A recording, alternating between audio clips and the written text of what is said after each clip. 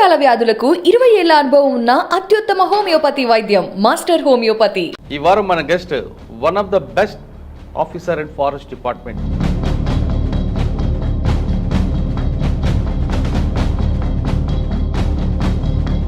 పాడేరు అనగానే ఇంకా అందరికీ తెలిసింది, ఒక మంచి వాతావరణం, ఫారెస్ట్. అంత మంచి వాతావరణం పుట్టి పెరిగిన మీకు తిరిగి ఫారెస్ట్ డిపార్ట్మెంట్ రావాలని అంటే బై చాయిస్ తీసుకున్నారా, లేదు బై ఛాన్స్ ఫారెస్ట్ డిపార్ట్మెంట్ వచ్చిందా? పాడేరు నుంచి జస్ట్ ఒక 3 కిలోమీటర్స్ దూరంలో ములియాపూట్ అనే ఒక విలేజ్ ఉంది.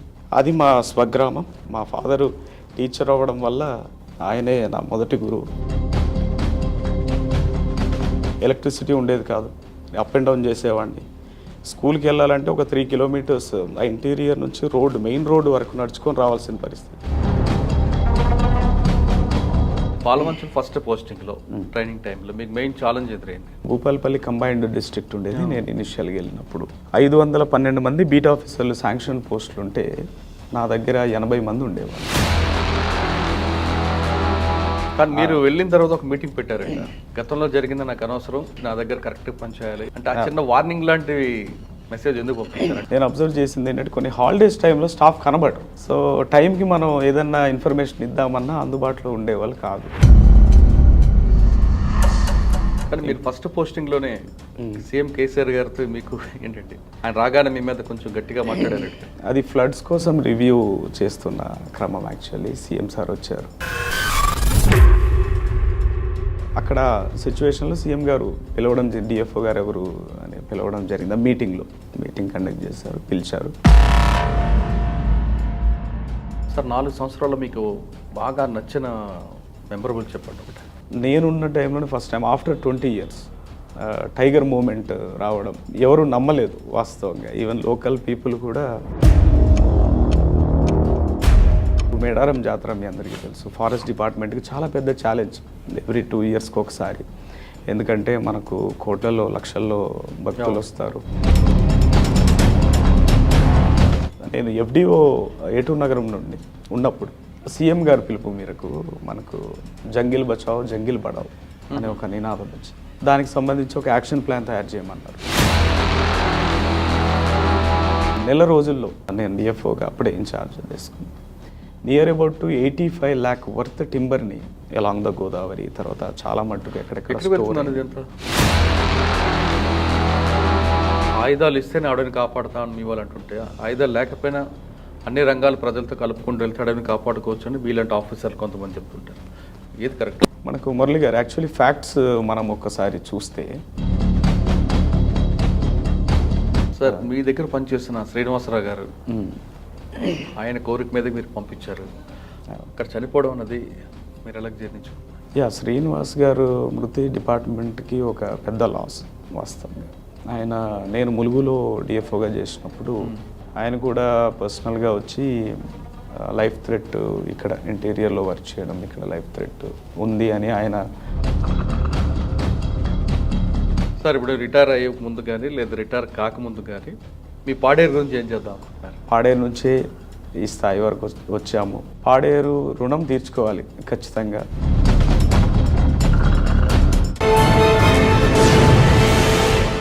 Welcome to crime diaries. ఈ వారం మన guest one of the best officer in forest department, పేరు ఎస్వి ప్రదీప్ కుమార్ శెట్టి గారు, ఐఎఫ్ఎస్ 2015 బ్యాచ్. ప్రస్తుతం ఆయన special commissioner Panchayati Raj and rural డెవలప్మెంట్తో పాటు director society for social audit, accountability and transparency దీంట్లో కూడా పనిచేస్తున్నారు.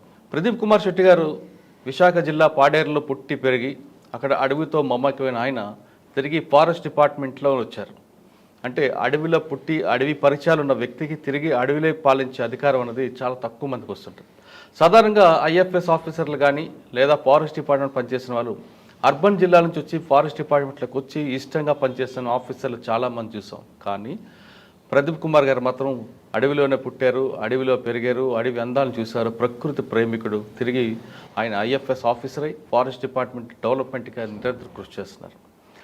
ఆయన డిపార్ట్మెంట్కి వచ్చిన తర్వాత ములుగు, ఏటూరు, నాగారం పరిసర ప్రాంతాల్లో పనిచేసినప్పుడు అక్కడ అడవిని అభివృద్ధి కోసం ఏం చేశారనే విషయాలతో పాటు మొట్టమొదటిసారిగా సీఎం కేసీఆర్ ఆయన క్లాస్ పీకడు ఎందుకు పీకారు, వాటితో పాటు ప్రస్తుతం పనిచేసిన డిపార్ట్మెంట్లో ఏ విధంగా పనిచేశారు, ఆయన పనిచేసిన మిగతా జిల్లాల్లో ఆయన అచీవ్మెంట్ ఏంటి విషయాల్ని ఆయన అడిగి తెలుసుకుందాం. సార్ నమస్తే అండి.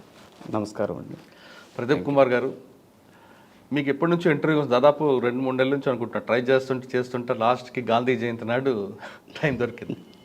అంటే మిమ్మల్ని ఇంటర్వ్యూ చేయమని మీ జిల్లాలోనే పాడేరులో ఎక్కువ మంది కోరడం, అసలు మీరు ఇక్కడ ఉన్నారని కూడా మాకు తెలియకపోవడం అంతా వాళ్ళ ద్వారా వచ్చే సమాచారంగా మీకు ఎక్కువగా నేను అప్రూవ్ చేయాలి. అంటే మీరు పాడేరులో పుట్టి పెరిగిన ఆ ప్రాంతం వాసిగా వాళ్ళు మిమ్మల్ని ఎప్పటికీ మర్చిపోకూడదు ఒకటి. 2, మీరు ఎక్కడున్నా సరే మీ మూలాలు అక్కడ కనిపిస్తున్నాయి కాబట్టి ఆ ప్రాంతంలో వాళ్ళు కూడా మేము బాగా లైక్ చేస్తూ మా ప్రాంతవాసి ఆ ప్రాంతంలో ఉన్నారు కాబట్టి ఆయన ఇంటర్వ్యూ చేయండి, ఆయన చాలా ఇక్కడ బాగా వర్క్ చేశారు, ఎక్కువగా స్టూడెంట్స్ అందరూ కూడా ఎంకరేజ్ చేయడం, మోటివేషన్ చేయడం అన్నదాన్ని స్పెషల్ అంటే చెప్పడంతో మిమ్మల్ని నేను ఎక్కువ అప్రూవ్ చేయాలి. సరే, ఇంక మనం ప్రొఫెషనల్గా వస్తాయి. పాడేరు అనగానే ఇంకా అందరికీ తెలిసింది ఒక మంచి వాతావరణం, ఫారెస్ట్ అంటే మీకు అది పొద్దున్న కళ్ళు తెరవగానే కనబడేదే మీకు అడవి, కళ్ళు మూస్తే కనబడేది అడవి. అంత మంచి వాతావరణంలో పుట్టి పెరిగిన మీకు తిరిగి ఫారెస్ట్ డిపార్ట్మెంట్ రావాలని అంటే బై చాయిస్ తీసుకున్నారా, లేదు బై ఛాన్స్ ఫారెస్ట్ డిపార్ట్మెంట్ వచ్చిందా? నెంబర్ 1. నెంబర్ 2, ఫారెస్ట్ డిపార్ట్మెంట్ అనగానే చాలామందికి ఇప్పుడు ఇటీవల కాలంలో జరుగుతున్న శ్రీనివాసరావు గారి విషయం కావచ్చు, లేదా పోడు భూముల వ్యవహారంలో తుపాకులు కావాలి అన్నది ఒక ప్రశ్న వచ్చింది. అది ఫారెస్ట్ డిపార్ట్మెంట్కి అవసరం అంటారా, లేదు తుపాకులు లేకుండానే మొత్తం అన్ని రంగాల ప్రజలతో అన్ని వర్గాల వారితో ఫారెస్ట్ని కాపాడుకోవచ్చు అనేది మీ భావన? ఇప్పుడు చేస్తున్న డిపార్ట్మెంట్ కమిషనర్గా కొత్త పథకాలు ఏ విధంగా ఉండబోతున్నాయి? అసలు మీకు అడవి మీద పూర్తిగా అవగాహన ఉంది కాబట్టి తెలంగాణ రాష్ట్రంలో అడవి అనేది ఇప్పటికే అభివృద్ధి చెందింది, ఆల్రెడీ ఉంది. ఇంకా దీన్ని డెవలప్మెంట్ చేయాలంటే మీకున్న ఏమైనా విజన్ ఉందా? ఈ ప్రశ్నకు సమాధానం చెప్పే ముందు ప్రదీప్ కుమార్ గారి కుటుంబ నేపథ్యం, పాడేరుకి మీకున్న అనుబంధం ఒకసారి చెప్పండి. ముందుగా నమస్కారం అండి. నేను పాడేరు అంటే లోకల్గా పాడేరులోనే పుట్టి పెరిగిన వాళ్ళం. పాడేరు నుంచి జస్ట్ ఒక 3 కిలోమీటర్స్ దూరంలో ములియాపూట్ అనే ఒక విలేజ్ ఉంది, చిన్న విలేజ్. మనకు పాడేరు నుంచి అరకు ఎన్ రూట్ వెళ్ళేటప్పుడు లెఫ్ట్ సైడ్ మనకు వస్తుంది. అది మా స్వగ్రామం. మా ఫాదర్ శ్రీ శెట్టి సత్యారావు గారు, కీర్తిశేషులు. ఆయన ప్రైమరీ స్కూల్ టీచర్గా వర్క్ చేశారు. జీవీవీకే స్కూల్స్ అని మనకు ట్రైబల్ వెల్ఫేర్ ఐటీడీఏ పరిధిలో ఉండే స్కూల్స్.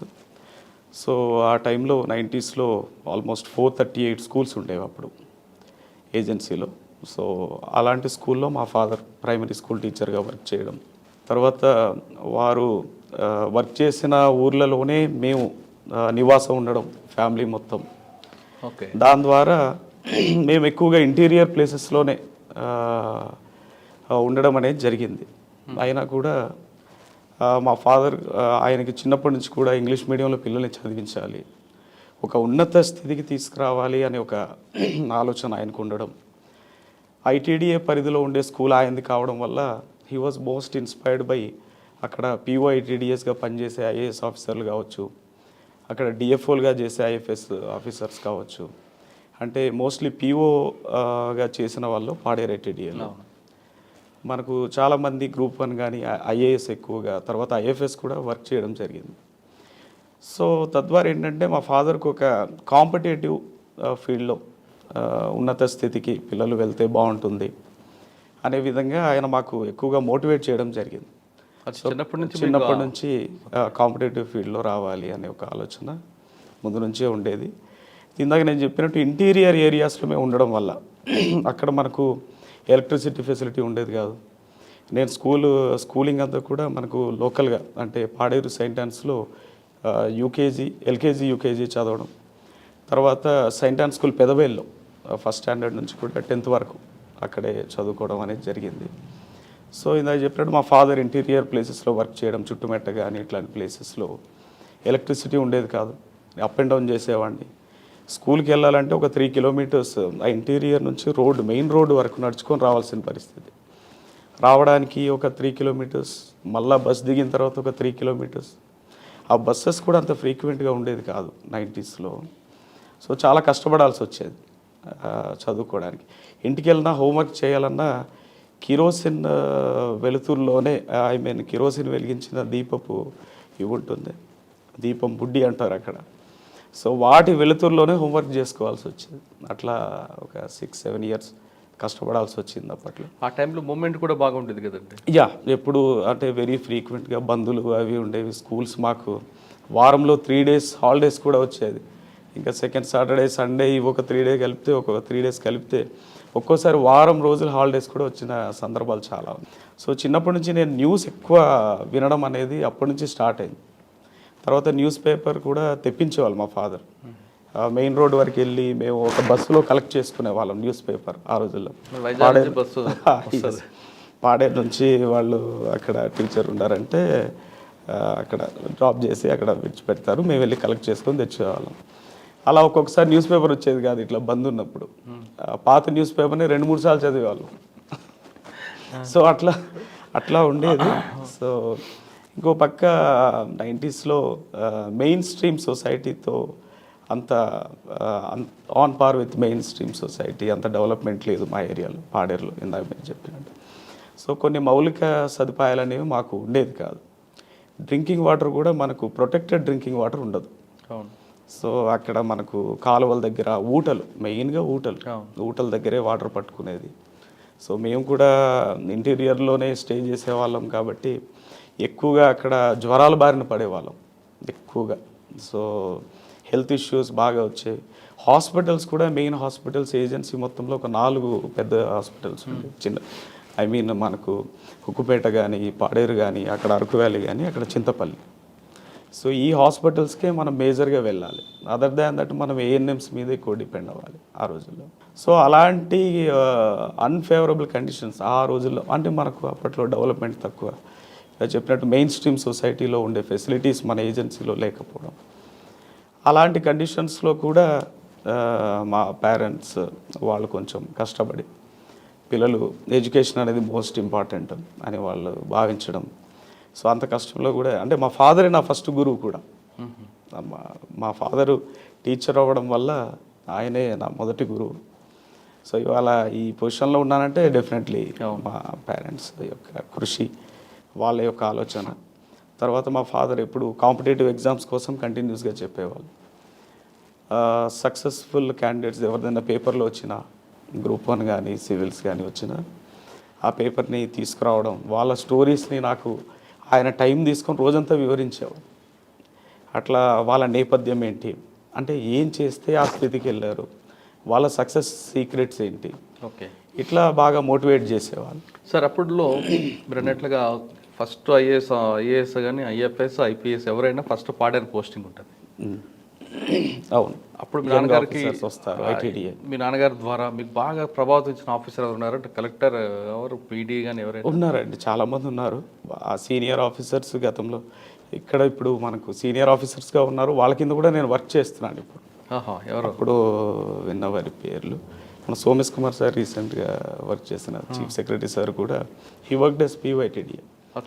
మేము స్కూల్లో ఉండేటప్పుడు ఆయన చేతుల మీదుగా నేను కొన్ని ప్రైజెస్ కూడా తీసుకున్నాం వాళ్ళకి. అంటే ఇప్పుడు మనకు ఆ రోజుల్లో ఇంత సోషల్ మీడియా కానీ ఇట్లా ఫోటోలు ఇవన్నీ లేవు కాబట్టి I could not get it. నేను పాడేరులో ఉండేటప్పుడు ఈ వాజ్ పిఓ ఐటీడీఏ పాడేరు. మా స్కూల్స్కి వచ్చేవాళ్ళు, అక్కడ పెద్దవేలు స్కూల్ కూడా వచ్చేవాళ్ళు ఆయన కానీ. తర్వాత మన వికాసరాజ్ సార్ కానీ, తర్వాత ఇంకా చాలామంది ఉన్నారు. నాగులపల్లి శ్రీకాంత్ సార్ ఇప్పుడు అక్కడ మనకు వర్క్ చేస్తారు. మేము 10th 8th 9th 10thలో ఉండేటప్పుడు ఆయన పిఓ ఐటీడీఏ. సో ఇట్లా చాలా మందిని ఎస్ ఐఎఫ్ఎస్ ఆఫీసర్స్లో ఆనంద్ మోహన్ గారు అని వర్క్ చేశారు. గ్రూప్ 1లో చాలా మంది ఉన్నారు, శరత్ గారు, ఇట్లా చాలా. ఐపీఎస్లో ఎవరు ఉన్నారు అప్పుడు? ఐపీఎస్ చేశారు, బట్ నేను ఎప్పుడు అంత పోలీస్ మీద దృష్టి పెట్టలేదు. మేము ఎప్పుడు అక్కడ పాడేరులో స్కూల్ అటెండ్ అవ్వడం, హాలిడేస్ వచ్చినప్పుడు ఇటు వైజాగ్ కానీ, మా అమ్మమ్మ గారు వాళ్ళది గూడెం కొత్త వీధి, అక్కడ కిందనే కదా అది, అక్కడే. సో అక్కడికి వెళ్ళే వాళ్ళం, అట్లా గడిపేవాళ్ళం. సో ఎక్కువగా ఎడ్యుకేషన్ ఫీల్డ్కి సంబంధించి మా ఫాదర్ ఎప్పుడు చెప్పేవాళ్ళు. ఎడ్యుకేషన్లో 10th క్లాస్ వరకు మీరు పాడారంటే? 10th class Saint Ann school పెదబయలులో చదివానండి. 10th వరకు. 10th వరకు. సో నేను మొత్తం అక్కడే ఏజెన్సీలోనే చదివాను. ఇంటర్ శ్రీ చైతన్య, వైజాగ్ వచ్చారు. వైజాగ్. అదే తర్వాత అక్కడ మీకు ఇబ్బంది ఎదురవ్వలేదు, ఎందుకంటే కంప్లీట్గా మీరు అర్బన్లోకి వచ్చారు కదా. యా, కల్చరల్ చిన్నపాటి షాక్ అనేది ఉంటుంది. ఎందుకంటే మా లోకల్ యాస కానీ భాష, లోకల్ యాస వేరు ఉంటుంది పాడేరు ఏరియాలో. అది తర్వాత కింద ప్లెయిన్, అక్కడ చాలామంది పిల్లలు ఉంటారు ఇవన్నీ. బట్ లక్కలీ మనకు ఏజెన్సీలో అండి ఒక మేము చదువుకునే టైంలో 1468 గవర్నమెంట్ స్కూల్స్ ఉండేవి ఓవరాల్. 1400 గవర్నమెంట్ అంటే ఆశ్రమ పాఠశాలలు, జీవీవిక మా ఫాదర్ వాళ్ళు, అట్లా రకరకాల స్కూల్స్ అన్నీ. వీటిల్లో ఇవి కాకుండా మనకు ఇంగ్లీష్ మీడియంలో ఉండేవి ఒక 5 స్కూల్స్ దాకా ఉండేవి.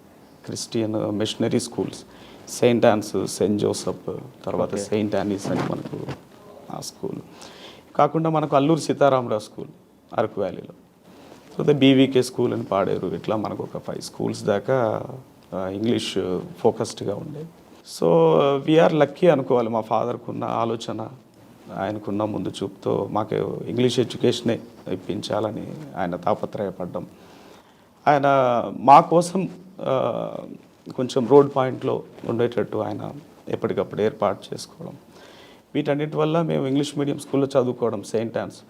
ఇప్పుడు మీరు అన్నట్టు డెఫినెట్లీ కొంచెం ఇనిషియల్గా ఇబ్బంది అనిపిస్తుంది. ఎందుకంటే పాడేరు క్లైమాటిక్ కండిషన్స్ కానీ, ఆ రోజుల్లో పెదబయలు కానీ అక్కడ ఉండే ఫెసిలిటీస్లో కొన్ని ఇంపార్టెంట్ సబ్జెక్ట్స్ చెప్పడానికి కింద నుంచి టీచర్స్ రాని పరిస్థితి. అక్కడ ఉండే సిస్టర్స్తోనే నడిపించాలి. వాటికి సంబంధించిన ఇంకా ఎక్స్పర్ట్స్ ఎవరైనా వచ్చి ఉంటే ఇంకా బెటర్గా ఉండేదన్న భావన ఆ రోజుల్లో ఉండేది. బట్ ఇనిషియల్గా కొంచెం ఇబ్బంది అయిన తర్వాత కోపప్ అయ్యాం.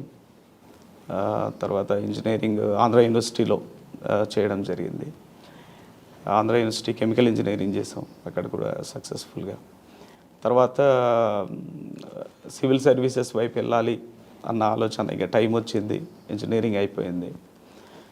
నాకు వేరే జాబ్స్ పట్ల వెళ్ళే ఆలోచన లేదు ముందు నుంచి, అదొక థాట్ ఉండడం వల్ల ఆంధ్ర యూనివర్సిటీలో ఇంజనీరింగ్ చేసే టైంలోనే లాస్ట్ ఫైనల్ ఇయర్లో ఉండేటప్పుడు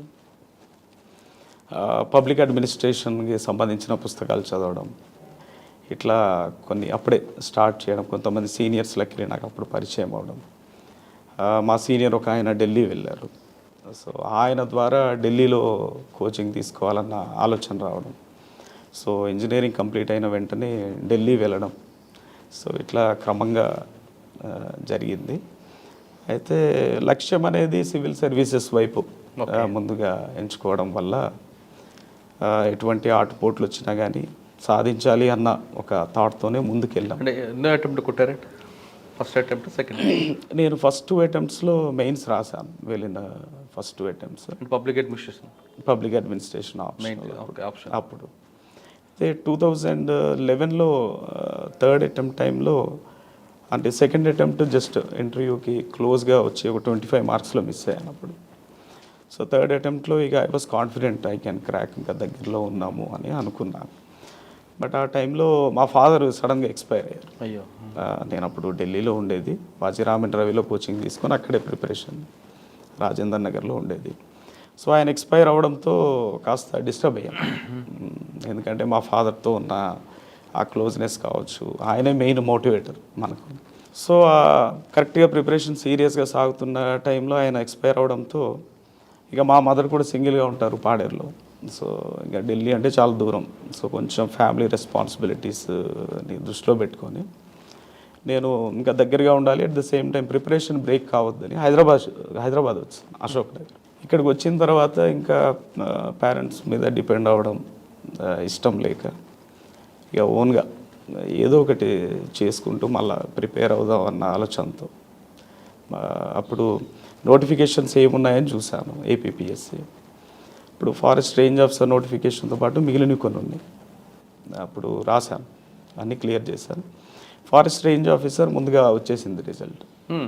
సో అది ఇక అందరూ కూడా డైరెక్ట్ గెస్టెడ్ ఆఫీసర్, సో అట్లా స్టార్ట్ చేయి కెరియర్, ఇప్పటి నుంచో కాంపిటేటివ్లో ఉన్నత లక్ష్యాలతో ముందుకెళ్తున్నా, ఇది మంచి అవకాశం బాగుంటుంది అదే అనేసరికి ఇందాక మీరు అన్నట్టు ఇంట్రొడక్షన్లో స్వతహాగా నేను కూడా పాడే నుంచి రావడం, నాకు కొంచెం అక్కడ ఉండే మన AP FDC activities, coffee plantations దగ్గర నుంచి ఫారెస్ట్ డిపార్ట్మెంట్ కన్జర్వేషన్ యాక్టివిటీస్ పట్ల అవగాహన ఉండడం, మన నేపథ్యం పట్ల మన మీద కాన్ఫిడెన్స్ ఉండడం, డెఫినెట్లీ ఇది మంచి రోల్, మనం ఎంతో కొంత న్యాయం చేయగలుగుతాం.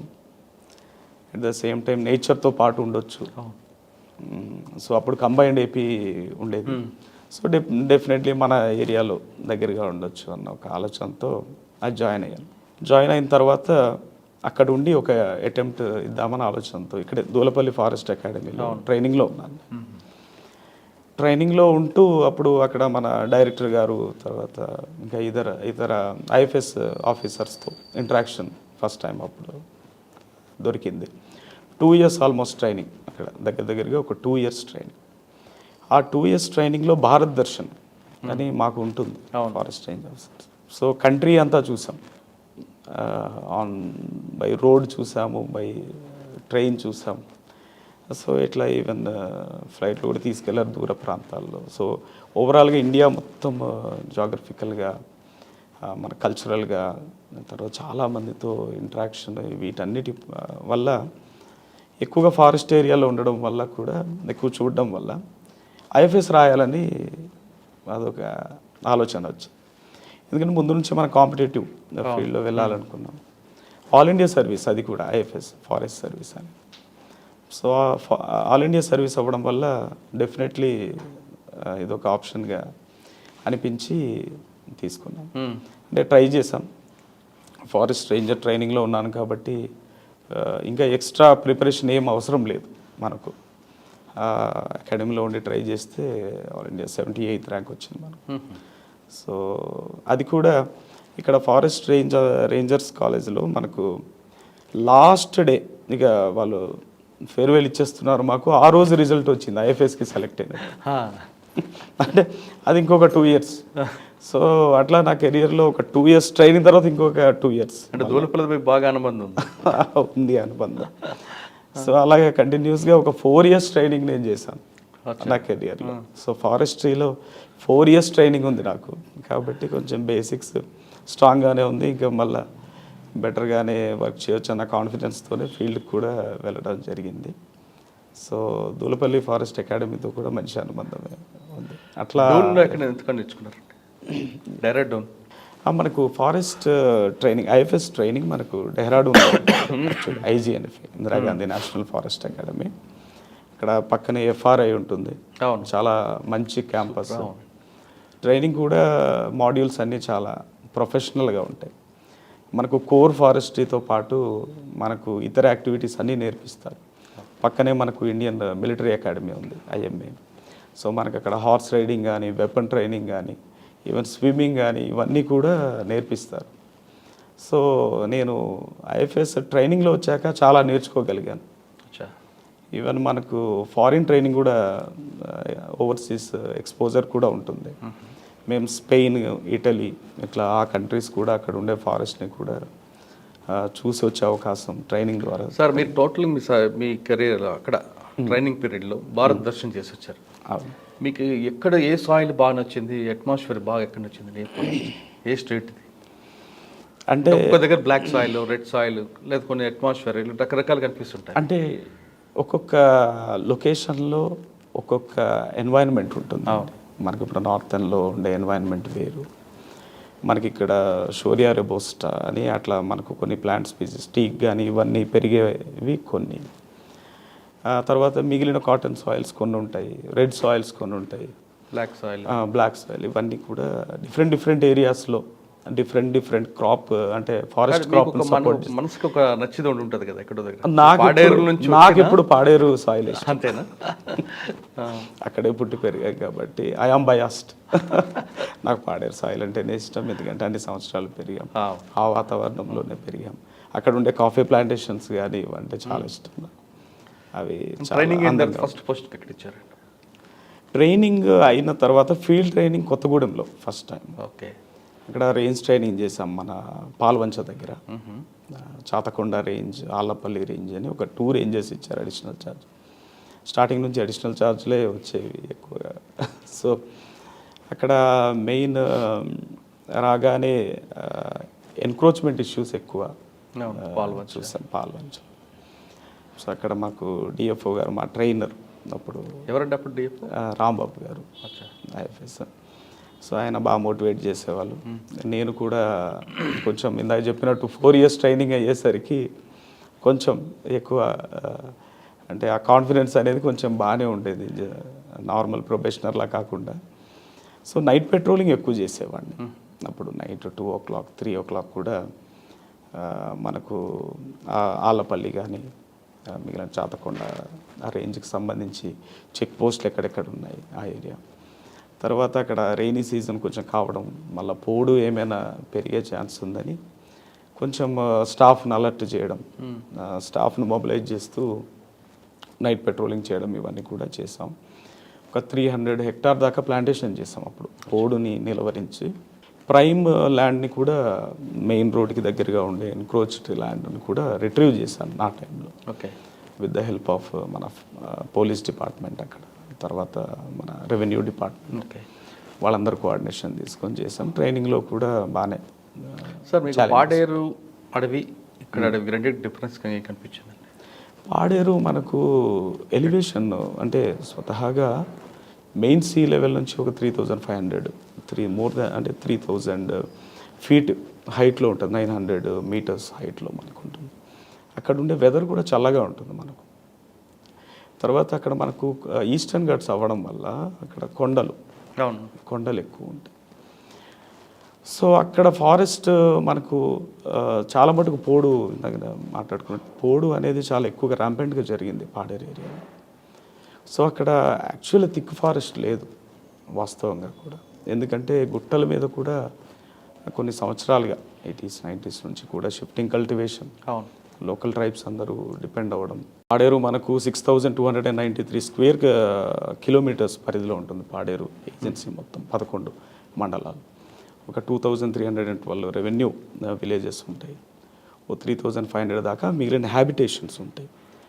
సో మన పాపులేషన్ కూడా నియర్ అబౌట్ 5 lakhs దాకా ఉంటుంది పాడేరు ఏజెన్సీ. సో ఇక్కడ మేజర్గా మనకు లేబర్ మార్కెట్ అంటే లేబర్ ఫోర్సే మెయిన్, లేబర్ వర్క్ చేయడం ద్వారానే ఎక్కువ మనం అంటే పీపుల్కి ఎక్కువ ఆదాయం ఉంటుంది. ఒక రీసెర్చ్ పేపర్ ప్రకారం కూడా రీసెంట్గా చూసినా కూడా 80% ఆఫ్ ద ఇన్కమ్ పాడేరుకు మనం మాట్లాడుకుంటే అగ్రికల్చర్ మీద వాళ్ళకు వచ్చేది చాలా తక్కువ. అంటే అక్కడ ప్యాడీ కానీ మిగిలిన క్రాప్స్ ఇవి అప్పుడు నా చిన్నప్పుడు ఇంకా ఎక్కువ వేసేది చెప్తాను. అది కూడా ఇప్పుడు ఎక్కువగా ప్యాడీ కానీ రాగులు కానీ సోల్డ్ అంటారు ఇక్కడ ఈ క్రాప్స్. తర్వాత సామాలు ఇట్లా ఇవన్నీ పండించినా కూడా ఈవెన్ ప్యాడీ ప్రొడక్షన్ కూడా చాలా తక్కువ, ఎకరానికి 450 కేజీలు మాత్రమే అక్కడ పండుతుంది. వేరే erstwhile district average 650 kgs per acre, మనకి అక్కడ ఎకరానికి 450, అంటే ప్రొడక్షన్ కూడా తక్కువ. ఇలాంటి కండిషన్స్లో ఎక్కువగా పీపుల్ అక్కడ మనకు షిఫ్టింగ్ కల్టివేషన్ ఈ పోడు మీద ఎక్కువ ఆధారపడేవాళ్ళు. సో వాటికి ఎక్కువ రెయిన్ ఫెడ్ మీదే ఆధారపడేవాళ్ళు. అట్లా పోడు చేసి మనకు అక్కడ ఉండే ఫారెస్ట్ అంతా కూడా డిఫారెస్టేషన్ అయ్యింది చాలా రోజులు. వాటిని అరికట్టడానికి మేజర్గా అప్పుడు ఫారెస్ట్ డిపార్ట్మెంట్ ఏపీఎఫ్డిసి వాళ్ళ ద్వారా హిస్టారికల్గా నేను అక్కడ ఉండడం వల్ల తెలిసిన విషయాలు. సో వాళ్ళు కాఫీ ప్లాంటేషన్స్ వేయడం, తద్వారా ఏంటంటే వాళ్ళకు లైవ్లీహుడ్ అక్కడ వచ్చి పని చేసుకున్నప్పుడు లైవ్లీహుడ్ అక్కడ వాళ్ళకు క్రియేట్ చేయడం, తద్వారా ఫారెస్ట్ పట్ల గ్రీనరీ పట్ల వాళ్ళకు కూడా క్రాప్స్ పట్ల మళ్ళా ఇంట్రెస్ట్ని తీసుకొచ్చేలా డిఫారెస్టేషన్ తగ్గే విధంగా చేయడం. ఇవన్నీ కాకుండా కమర్షియల్ అదర్ హార్టికల్చర్ కానీ అవి కూడా ప్రమోట్ చేస్తారు. బట్ మేజర్ పసుపు కానీ, తర్వాత పిప్పలు ఉంటుంది, చాలా మెడిసినల్ వాల్యూ చాలా ఉంటుంది, సంతల్లో ఇవన్నీ కూడా తెస్తారు. అయితే ఎఫ్డిసి మేజర్గా అప్పట్లో కాఫీ ఇవి చేసేది. తర్వాత మనకు ప్రైవేట్ కూడా ఇప్పుడు ఎక్స్టెండ్ అవుతుంది. సో ఇట్లా ఎక్కువగా ఫారెస్ట్ మీద డిపెండ్ అయ్యేవాళ్ళు అక్కడ. సో వాటిని అరికట్టడానికి డిఫారెస్టేషన్ తగ్గించడానికి ఎస్ఎంసి డివిజన్స్ అనేవాళ్ళు పాడేరులో, అంటే soil and moisture conservation division for forest department. అట్లా క్రియేట్ చేస్తూ ఇప్పుడున్న అఫారెస్టేషన్ యాక్టివిటీస్ అన్నీ కూడా చేశారనమాట. సో అక్కడ ఉండే ఆ ఏరియా ఏదైతే కొండల మీద ఉండే అక్కడ ఉండే ఇవి, తర్వాత మనకి అక్కడ అన్ని రకాల ప్లాంట్ స్పీసీస్ కూడా ఉంటాయి పాడేరులో, టీక్ కానీ సన్రా కానీ మిగిలిన స్పీసీస్ అన్నీ ఉంటాయి. వాటితో పాటు ఈ కమర్షియల్ క్రాప్స్ కూడా ఉంటాయి. ఇప్పుడు ఆ లొకేషన్స్ వేరు, ఆ ఎలివేషన్ వేరు, ఆ వెదర్ వేరు, క్లైమాటిక్ కండిషన్స్ వేరు. మేము వర్క్ చేసిన కొంచెం ప్లెయిన్ ల్యాండ్ సీ లెవెల్తో పోలిస్తే ఇక్కడ ఈ మన పాల్వంచ కానీ ఇవి వేరు. ఇక్కడ మనకు టీక్ ఇవన్నీ కూడా మెయిన్ స్పీసీస్గా ఉంటాయి. యాక్చువల్లీ అవి కూడా ఇప్పుడు తగ్గినాయి, బట్ ప్లాంటేషన్స్ ఉన్నాయి మన టీక్ ప్లాంటేషన్స్. సో ఈ కండిషన్స్లో ఆల్రెడీ అది న్యాచురల్గా టైగర్ హ్యాబిటేట్స్ ఇవన్నీ కూడా, పాల్వంచ కానీ మంచి కారిడార్ యాక్చువల్లీ, ఇటు పాల్వంచ కిన్నెరసాని ఏరియా కానీ, ఇటు మనకు ములుగు ఏరియా కానీ, ఇవన్నీ కూడా మంచి టైగర్ కారిడార్స్ గతంలో. కానీ ఇప్పుడు ఆ హ్యాబిటేట్స్ అన్నీ కాస్త బ్రేక్ అయినాయి. సో అది ఒక మేజర్ ఛాలెంజ్.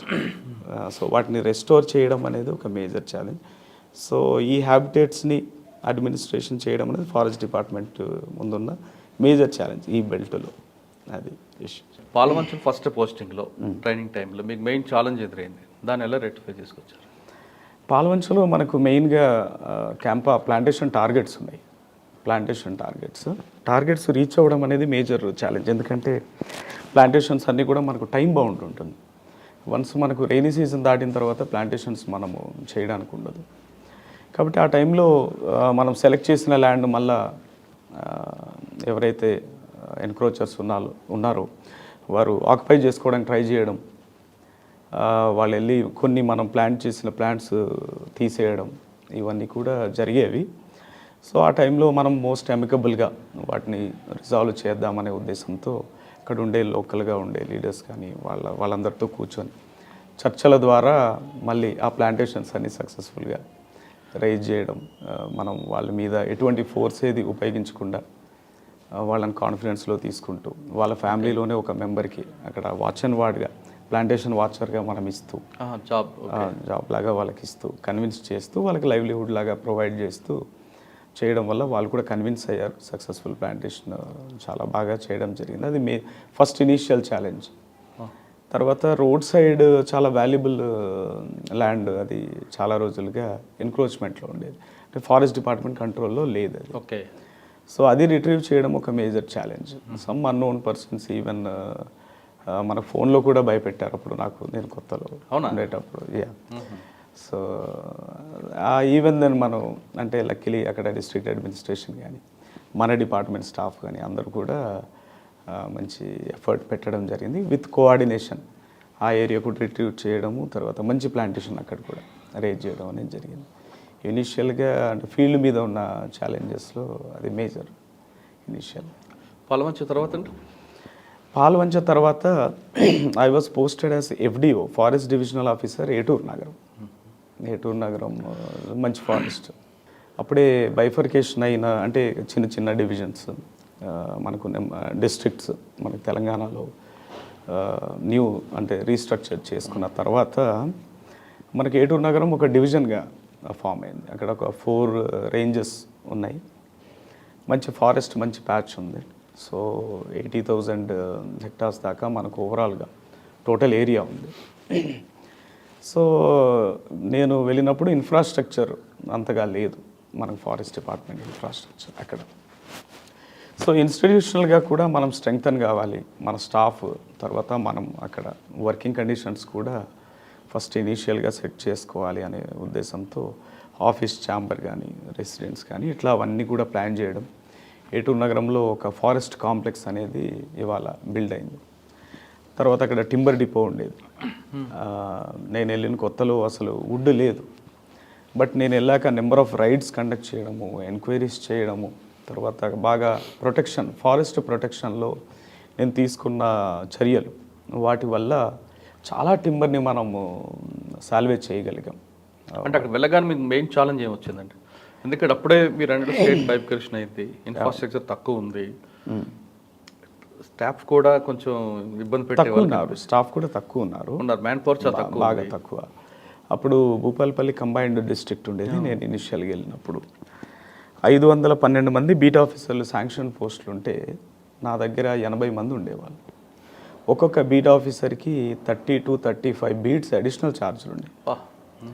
సో మనం బీట్ ఇన్స్పెక్షన్కి వెళ్ళినప్పుడు ఎక్కడన్నా కొన్నిసార్లు వాళ్ళని మనం సస్పెండ్ చేయాలనుకున్నా మనం ఆలోచించి చేయాల్సిన పరిస్థితి ఉండేది మనం.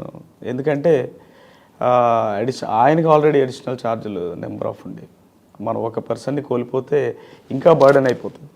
సో అలాంటి కండిషన్, అది ఒక మేజర్ ఛాలెంజ్ ఉండే, స్టాఫ్ కొరత అనేది. కానీ మీరు వెళ్ళిన తర్వాత ఒక మీటింగ్ పెట్టారంట, గతంలో జరిగింది నాకు అనవసరం, కానీ ఇప్పటి నుంచి నా దగ్గర కరెక్ట్గా పనిచేయాలి అంటే ఆ చిన్న వార్నింగ్ లాంటి మెసేజ్ ఎందుకు పంపించారు? అంటే మీకు ఫీడ్బ్యాక్ ఏమి వచ్చిందండి? అంటే నేను నేను కూడా ఎక్కడ ఉంటే అక్కడ హెడ్ క్వార్టర్లో ఉంటాను. యూజువల్లీ హెడ్ క్వార్టర్లో మనం ఉంటేనంటే మా ఫాదర్ టైం నుంచి కూడా నాకు అలవాటు. ఎందుకంటే మనకు పరిస్థితులన్నీ కరెక్ట్గా అర్థమవుతాయి. సో అంటే ఏదైనా మెడికల్ ఇష్యూస్ ఏమైనా ఉంటాయి కనుక అదర్వైజ్, బట్ యూజువల్లీ ఆఫీసర్స్ అనేవాళ్ళు హెడ్ క్వార్టర్లోనే ఉండాలి, అది నా ఫీలింగ్. సో నేను అక్కడ ఉన్నప్పుడు చాలామందిని, అంటే అప్పట్లో నేను అబ్జర్వ్ చేసింది ఏంటంటే కొన్ని హాలిడేస్ టైంలో స్టాఫ్ కనబడరు యూజువల్లీ. అక్కడ మనకు ఫోన్ సిగ్నల్స్ కూడా పెద్దగా ఆ టైంలో ఉండేది కాదు ఏటూర్ నగరం. సో నేను ఫోన్ చేసినా కానీ అవుట్ ఆఫ్ రీచ్ వచ్చేది. తర్వాత మళ్ళీ వాళ్ళని అడిగినా నేను అడవిలో అంటే ఫారెస్ట్లో ఉన్నారండి, ఇవన్నీ కూడా వాళ్ళు చెప్పేవాళ్ళు. మేబీ నిజం కూడా ఉండొచ్చు, బట్ మనం సో టైంకి మనం ఏదన్నా ఇన్ఫర్మేషన్ ఇద్దామన్నా అందుబాటులో ఉండేవాళ్ళు కాదు. సో ఆ కమ్యూనికేషన్ గ్యాప్ రావద్దు మనకు, ఎందుకంటే అడ్మినిస్ట్రేషన్ కమ్యూనికేషన్ ఛానల్స్ క్లియర్గా ఉండాలి, టాప్ టు బాటమ్ ఎప్పుడు అన్నీ ఇన్ఫార్మ్డ్గా ఉండాలి. అప్పుడే ఒక ఆర్గనైజేషన్ పర్ఫెక్ట్గా సాలిడ్గా వర్క్ చేస్తారు. సో ఆ కండిషన్స్లో అక్కడున్న వాటిల్లో నేను ఒక ఇనిషియల్గా మీరు అన్నట్టు ఒక మీటింగ్ పెట్టడము, కొంచెం అందరికీ గట్టిగా ఎవరి రోల్ వాళ్ళు కరెక్ట్గా చేయాలి, హెడ్ క్వార్టర్లో ఉండాలి. ఎందుకంటే మనకు ఉన్న ఛాలెంజెస్ ఎక్కువ, ఫారెస్ట్ డిపార్ట్మెంట్లో ఉండే ఛాలెంజెస్ చాలా ఎక్కువ. ఫారెస్ట్ కానీ మేమున్న లొకేషన్ అది కూడా సైట్ స్పెసిఫిక్ చాలా ఉంటాయి. దగ్గరలో ఇంద్రావతి టైగర్ రిజర్వ్ ఉంది, టైగర్ స్పిల్ ఓవర్ పాపులేషన్ అక్కడ నుంచి మాకు ఎంటర్ అవుతుంది. తర్వాత మన దగ్గర ములుగు ఏటూర్ నగరం ఏరియాలో టీక్ ప్లాంటేషన్స్ ఇప్పుడు పెద్దగా లేవు, కానీ మనకు నియర్ బై అంటే స్టేట్స్ మనకు ఛత్తీస్గఢ్ కావచ్చు, మహారాష్ట్ర కావచ్చు, అక్కడ నుంచి కూడా మనకు టీక్ స్మగ్లింగ్ అయ్యి మనకు ఎంటర్ అయ్యే ఛాన్సెస్ ఎక్కువ, ప్లస్ అవి రెగ్యులర్గా జరుగుతాయి. సో అట్లాంటి టైంలో మనకు మన అడ్మినిస్ట్రేషన్ సిస్టమ్ అనేది అలర్ట్గా ఉండాలి, మన చెక్ పోస్టులు అలర్ట్గా ఉండాలి, సో మన స్టాఫ్ కూడా అలర్ట్గా ఉండాలి, ఇమీడియట్ రెస్పాన్స్ ఇచ్చేటట్టు ఉండాలి. సో అడ్మినిస్ట్రేటివ్ పాయింట్ ఆఫ్ వ్యూలో రివ్యూ మీటింగ్స్లో కాస్త వాళ్ళకు కొంచెం స్ట్రిక్ట్గా చెప్పాల్సి వచ్చింది ఇనీషియల్గా, బట్ తర్వాత అందరూ సెట్ అయ్యారు. సార్ ఏటూర్ నగరం నుండి తాడ్వాయి మనుగురు వైపు కొంచెం టైగర్ ట్రాక్ కనిపిస్తుంటుంది, దాన్ని ప్రొటెక్ట్ చేయడం చేశారు. యా, యాక్చువల్లీ ఏంటంటే ఫారెస్ట్ డిపార్ట్మెంట్ టైగర్ మూవ్మెంట్ ఎప్పుడైతే, అంటే మీరు వ్యాలిడ్ పాయింట్ రేజ్ చేశారు. యాక్చువల్లీ ఒక 20 years తర్వాత టైగర్ మూవ్మెంట్ అనేది మనకి ఏటూర్ నగరం ఆ ఏరియాస్లో మనకు 2020-21 ప్రాంతంలో రిపోర్ట్ అయ్యింది. ఎందుకంటే 20 years బ్యాక్ వరకు లేదు, వినడమే తప్ప వాటి క్లియర్ పగ్ మార్క్స్ కానీ ఫొటోస్ క్యాప్చరింగ్ కానీ మనకు రాలేదు ఎప్పుడు కూడా. 20 years బ్యాక్ ఉండేది, తర్వాత గ్యాప్ వచ్చింది. అయితే రీసెంట్గా మనకు ఎప్పుడైతే టైగర్ మూవ్మెంట్ స్టార్ట్ అయిందో మనకు అది కూడా మనం తీసుకున్న చర్యల వల్లే మన హ్యాబిటేట్ ఇంప్రూవ్మెంట్ స్టార్ట్ చేసాం. 10% ఆఫ్ ద వైల్డ్ లైఫ్ శాంక్చురీలో ఖచ్చితంగా గడ్డి మైదానాలు ఉండేలా చూసాం. హెర్బివోర్స్ ఇవన్నీ వాటి ప్రే బేస్ వాటిని పెంచేలా చూసాం. వీటన్నిటి వల్ల వచ్చినవి ఇక్కడ మనకు అకామిడేట్ అయ్యే విధంగా మన హ్యాబిటేట్స్ ఇంప్రూవ్ చేస్తూ వచ్చాం over the years. After state formation of Telangana మనం చాలా యాక్టివిటీస్ చేసాం. సో వాటిలో బాగా ఇంప్రూవ్ అయిన తర్వాత ఫారెస్ట్లో మనకు టైగర్ మూవ్మెంట్ స్టార్ట్ అయ్యాక మీరు అన్నట్టు కారిడార్స్ కూడా ఐడెంటిఫై చేసాం.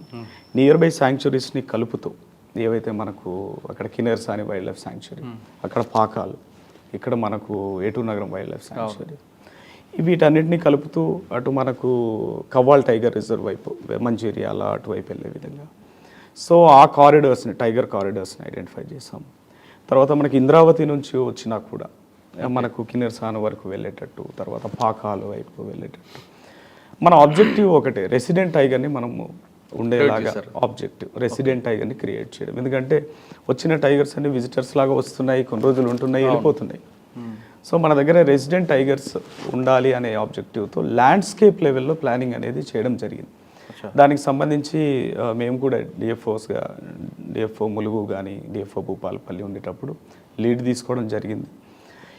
ఇంటర్ డిస్ట్రిక్ట్ కోఆర్డినేషన్ మీటింగ్స్ అవి కూడా కండక్ట్ చేసాం. అప్పుడు ఈవెన్ ఇంటర్ స్టేట్ కూడా భూపాలపల్లిలో చేశారు మన స్టేట్ లెవెల్ పీసీసీఎఫ్ గారు. ఇంటర్ స్టేట్ మీటింగ్ కూడా ఇప్పుడు మనకు ఛత్తీస్గఢ్ అండ్ మహారాష్ట్ర వాళ్ళతో భూపాలపల్లిలో 2021లో కండక్ట్ చేయడం అనేది జరిగింది. సో మీరు అన్నట్టు ప్లానింగ్ అనేది చాలా పక్కాగానే జరుగుతుంది. ఇప్పుడు టైగర్ మూవ్మెంట్ కూడా ఎక్కువైంది వాస్తవం. కానీ మీరు ఫస్ట్ పోస్టింగ్లోనే సీఎం కేసీఆర్ గారితో మీకు ఏంటండి, ఆయన రాగానే మీ మీద కొంచెం గట్టిగా మాట్లాడారు. అంటే నేను 4.5 years ములుగులో చేశాను. ములుగులో డిఎఫ్ఓగా చేశాను. సో అది ఫ్లడ్స్ కోసం రివ్యూ చేస్తున్న క్రమం యాక్చువల్లీ సీఎం సార్ వచ్చారు. అయితే ములుగు ఏంటంటే డిస్ట్రిక్ట్లో 75% of the district will have forest cover. Forest ఎక్కువ ఉంటుంది 75%. సో అక్కడ మనకి ఏ డెవలప్మెంటల్ యాక్టివిటీ చేయాలన్నా ఫారెస్ట్లో ఎక్కువగా ఫారెస్ట్ ల్యాండ్ని యూజ్ చేయాల్సిన అవసరం వస్తుంది. కాబట్టి అలాంటి కండిషన్స్లో ఎక్కువగా ఫారెస్ట్ మనకు డైవర్షన్ అప్లికేషన్స్ ఎక్కువ వస్తాయి యూజువల్లీ. అంటే అక్కడ సిచ్యువేషన్లో సీఎం గారు పిలవడం, డిఎఫ్ఓ గారు ఎవరు అని పిలవడం జరిగింది. మీటింగ్ కండక్ట్ చేశారు, పిలిచారు. అప్పుడు ఇనిషియల్గా ఆయన చెప్పారు ఎందుకు ఆపుతున్నారు రోడ్స్ కానీ ఇవన్నీ కూడా. సో అక్కడ లోకల్గా ఉండే ప్రజలకి చాలా ఇంపార్టెంట్ బేసిక్ నీడ్స్ అవి ఆపొద్దు అని ఆయన చెప్పడం జరిగింది. గట్టిగా చెప్పారు కదా? కొంచెం గట్టిగానే ఇనిషియల్గా చెప్పారు ఆపొద్దు అని. తర్వాత సీఎం గారికి నేను కూడా సబ్మిషన్ ఇచ్చాను. అంటే మనకు ప్రపోజల్స్ టైమ్లీ రావట్లేదు. ప్రపోజల్స్ ఏవైతే డైవర్షన్ చేయాలనుకుంటున్నారో వర్క్స్ చేయాలంటే ప్రపోజల్స్ ఇస్తే మనకు ఐడియా ఉంటుంది. కానీ ప్రపోజల్స్ ఇవ్వకుండా డైరెక్ట్ వర్క్కి వెళ్ళిపోతున్నారంటే సీఎం గారు కూడా అది కరెక్ట్ కాదు. ఫారెస్ట్ డిపార్ట్మెంట్కి మీరు ప్రపోజల్స్ ఇవ్వాలి. సో రూల్ ప్రకారంగా వాళ్ళు చేస్తున్నారు, అందరూ రూలే కాబట్టి ప్రపోజల్స్ ఇవ్వండి. ఇచ్చిన తర్వాత డిఎఫ్ఓ గారు ఇమీడియట్లీ వాటి మీద క్లియరెన్స్ తెప్పిస్తారు అని ఆయన కూడా చెప్పడం కన్విన్స్ చేశారు. సో తర్వాత క్లియర్గా ఆల్ డిపార్ట్మెంట్స్ కూడా ఆయన ఆ వేదిక నుంచి మెసేజ్ ఇచ్చారు ఆ రోజు అందరికీ వర్తిస్తుంది. ఆల్ డిపార్ట్మెంట్స్ మీరు ప్రపోజల్స్ ఫారెస్ట్ డిపార్ట్మెంట్కి ఇవ్వాలి. అంటే ఫారెస్ట్లో ఎప్పుడు పడతాడు ఎక్కడ పడితే వెళ్ళడానికి లేదు, దానికి ఒక ప్రపోజల్ ఇవ్వాలంటారు. ఇవ్వాలి. ఫారెస్ట్ ల్యాండ్లో మనము అదర్ దాన్ ఫారెస్ట్ యాక్టివిటీ ఏం చేయాలనుకున్నా, వేరే ఆర్గనైజేషన్ ఎవరు చేయాలనుకున్నా డైవర్షన్ అనేది కన్ఫర్మ్గా తీసుకోవాలి. సో ఫారెస్ట్ కన్జర్వేషన్ యాక్ట్ 1980 వర్తిస్తుంది కాబట్టి ఆ ప్రకారం తీసుకుంటేనే డైవర్షన్ ఎంత ఎక్స్టెంట్లో చేయాలనుకుంటున్నారో డైవర్షన్ క్లియర్గా గవర్నమెంట్ పర్మిషన్ ఇచ్చిన తర్వాతనే వర్క్ స్టార్ట్ చేయాల్సి వస్తుంది. అది రూల్. కానీ చాలామంది అవగాహన లేక అడవి మాది అని వెళ్తుంటారు.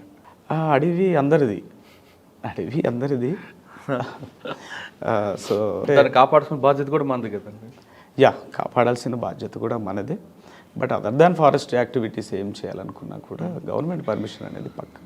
ఇప్పుడు రైట్ ఆఫ్ వే ఉంటుంది, లేదా right to collect some things. ఇప్పుడు మైనర్ ఫారెస్ట్ ప్రొడ్యూస్ ఇప్పుడు మనం గెజెట్ నోటిఫికేషన్లో ఇచ్చిన ఇప్పుడు లోకల్గా ఉండే ట్రైబ్స్కి కాస్త ఫ్లెక్సిబిలిటీ ఉంటుంది. వాళ్ళు డిపెండెన్స్ ఎవరైతే ఫారెస్ట్ మీద డిపెండెన్స్ ఉన్నారో వాళ్ళకి ఫ్లెక్సిబిలిటీ ఉంటుంది. గెజెట్లోని క్లియర్గా ముందుగానే రాస్తారు.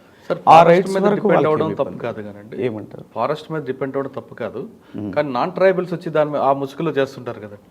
అంటే మనం ఇప్పుడు ఒకటి మురళి గారు, ట్రైబల్సా నాన్ ట్రైబల్సా అని మనం డిస్టింగ్విష్ చేయలేం, మనకంత ఇంటెలిజెన్స్ ఉండదు. బట్ మనకు ఫారెస్ట్ ల్యాండ్ మీద డిపెండెన్స్ ఎవరైతే ఉంటారో గతంలో వాళ్ళని గుర్తించాం, మనం క్లియర్గా గుర్తించాం. వాళ్లకు అందులోనూ నాన్ ట్రైబల్స్కి కూడా ఫారెస్ట్ రైట్స్ యాక్ట్ ప్రకారం కొన్ని, అంటే వాళ్ళు 3 generations ఉన్న వాళ్ళకు మాత్రమే రైట్స్ వర్తిస్తాయి. ట్రైబల్స్కి కూడా మనకు ఫారెస్ట్ రైట్ యాక్ట్స్కి దానికి కూడా డెడ్ లైన్ ఉంది, cut off December 13, 2000. Non tribal పక్కన పెడదాం అండి. ట్రైబల్ అయితే 5 ఎకరాలు ఉండాలి కదా, చాలా అనుకుంటారు కదా, లేదు దానికి లిమిట్ ఏం లేదంటారు. యాక్చువల్లీ మనకు 10 acres వరకే లిమిట్ యాక్ట్ ప్రకారం, 10 acres వరకు లిమిట్. సో అది దానికి మించి ఇవ్వరు.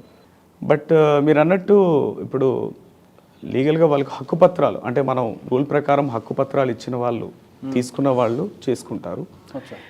ఆ డెడ్ లైన్కి సంబంధించి ఎవరైతే పెండింగ్ కేసెస్ ఉన్నాయో, ఏదైతే మనకు December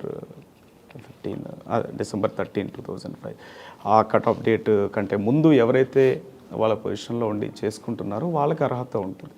వాళ్ళకి ఏదైనా టెక్నికల్ ఇష్యూస్ వల్ల మిస్ అయితే ఇస్తారు తప్ప, మిగిలినవి మనం ఆ లైన్ దాటిన తర్వాత అవి ఎన్క్రోచ్మెంట్గా పరిగణించాల్సి వస్తుంది. సార్ 4 సంవత్సరాల్లో మీకు బాగా నచ్చిన మెమరబుల్ చెప్పండి ఒకటి, ఇప్పటికీ మీకు గుర్తుండిపోయేలాగా.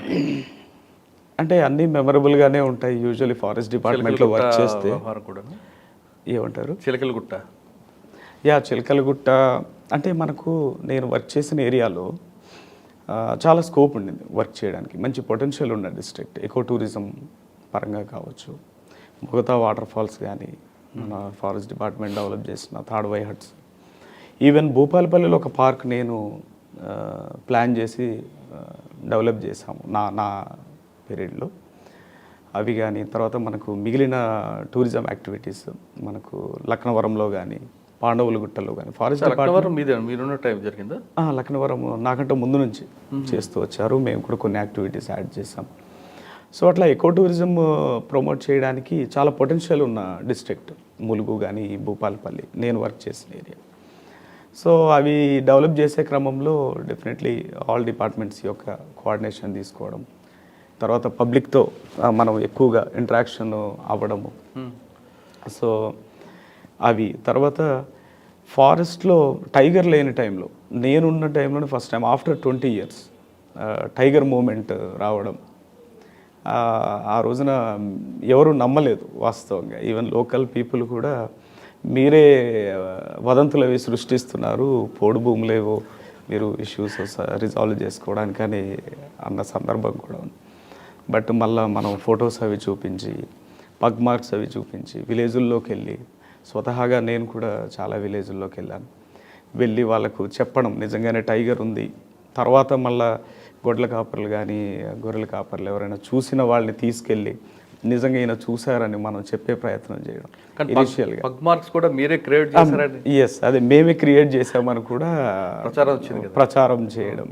జనాలు నమ్మలేదు, ఎందుకంటే చాలా ఏళ్ళుగా వాళ్ళ మధ్యలోంచి మర్చిపోయారు, టైగర్ మూమెంట్ అనేది మర్చిపోయారు.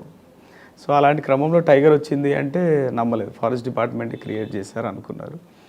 బట్ నిజంగా టైగర్ రావడం అది ఒక మెమరబుల్, అంటే ప్రొఫెషనల్గా చాలా మెమరబుల్గా అనిపించింది. తర్వాత జాతర, మనకు మేడారం జాతర మీ అందరికీ తెలుసు, ఫారెస్ట్ డిపార్ట్మెంట్కి చాలా పెద్ద ఛాలెంజ్ ఎవ్రీ 2 yearsకి ఒకసారి. ఎందుకంటే మనకు కోట్లలో లక్షల్లో భక్తులు వస్తారు. వాళ్ళు పూజల తర్వాత వంట చేసుకుంటారు అడవిలోనే చాలా చాలా ప్లేసెస్లో, రోడ్ సైడ్ కావచ్చు ఇవన్నీ.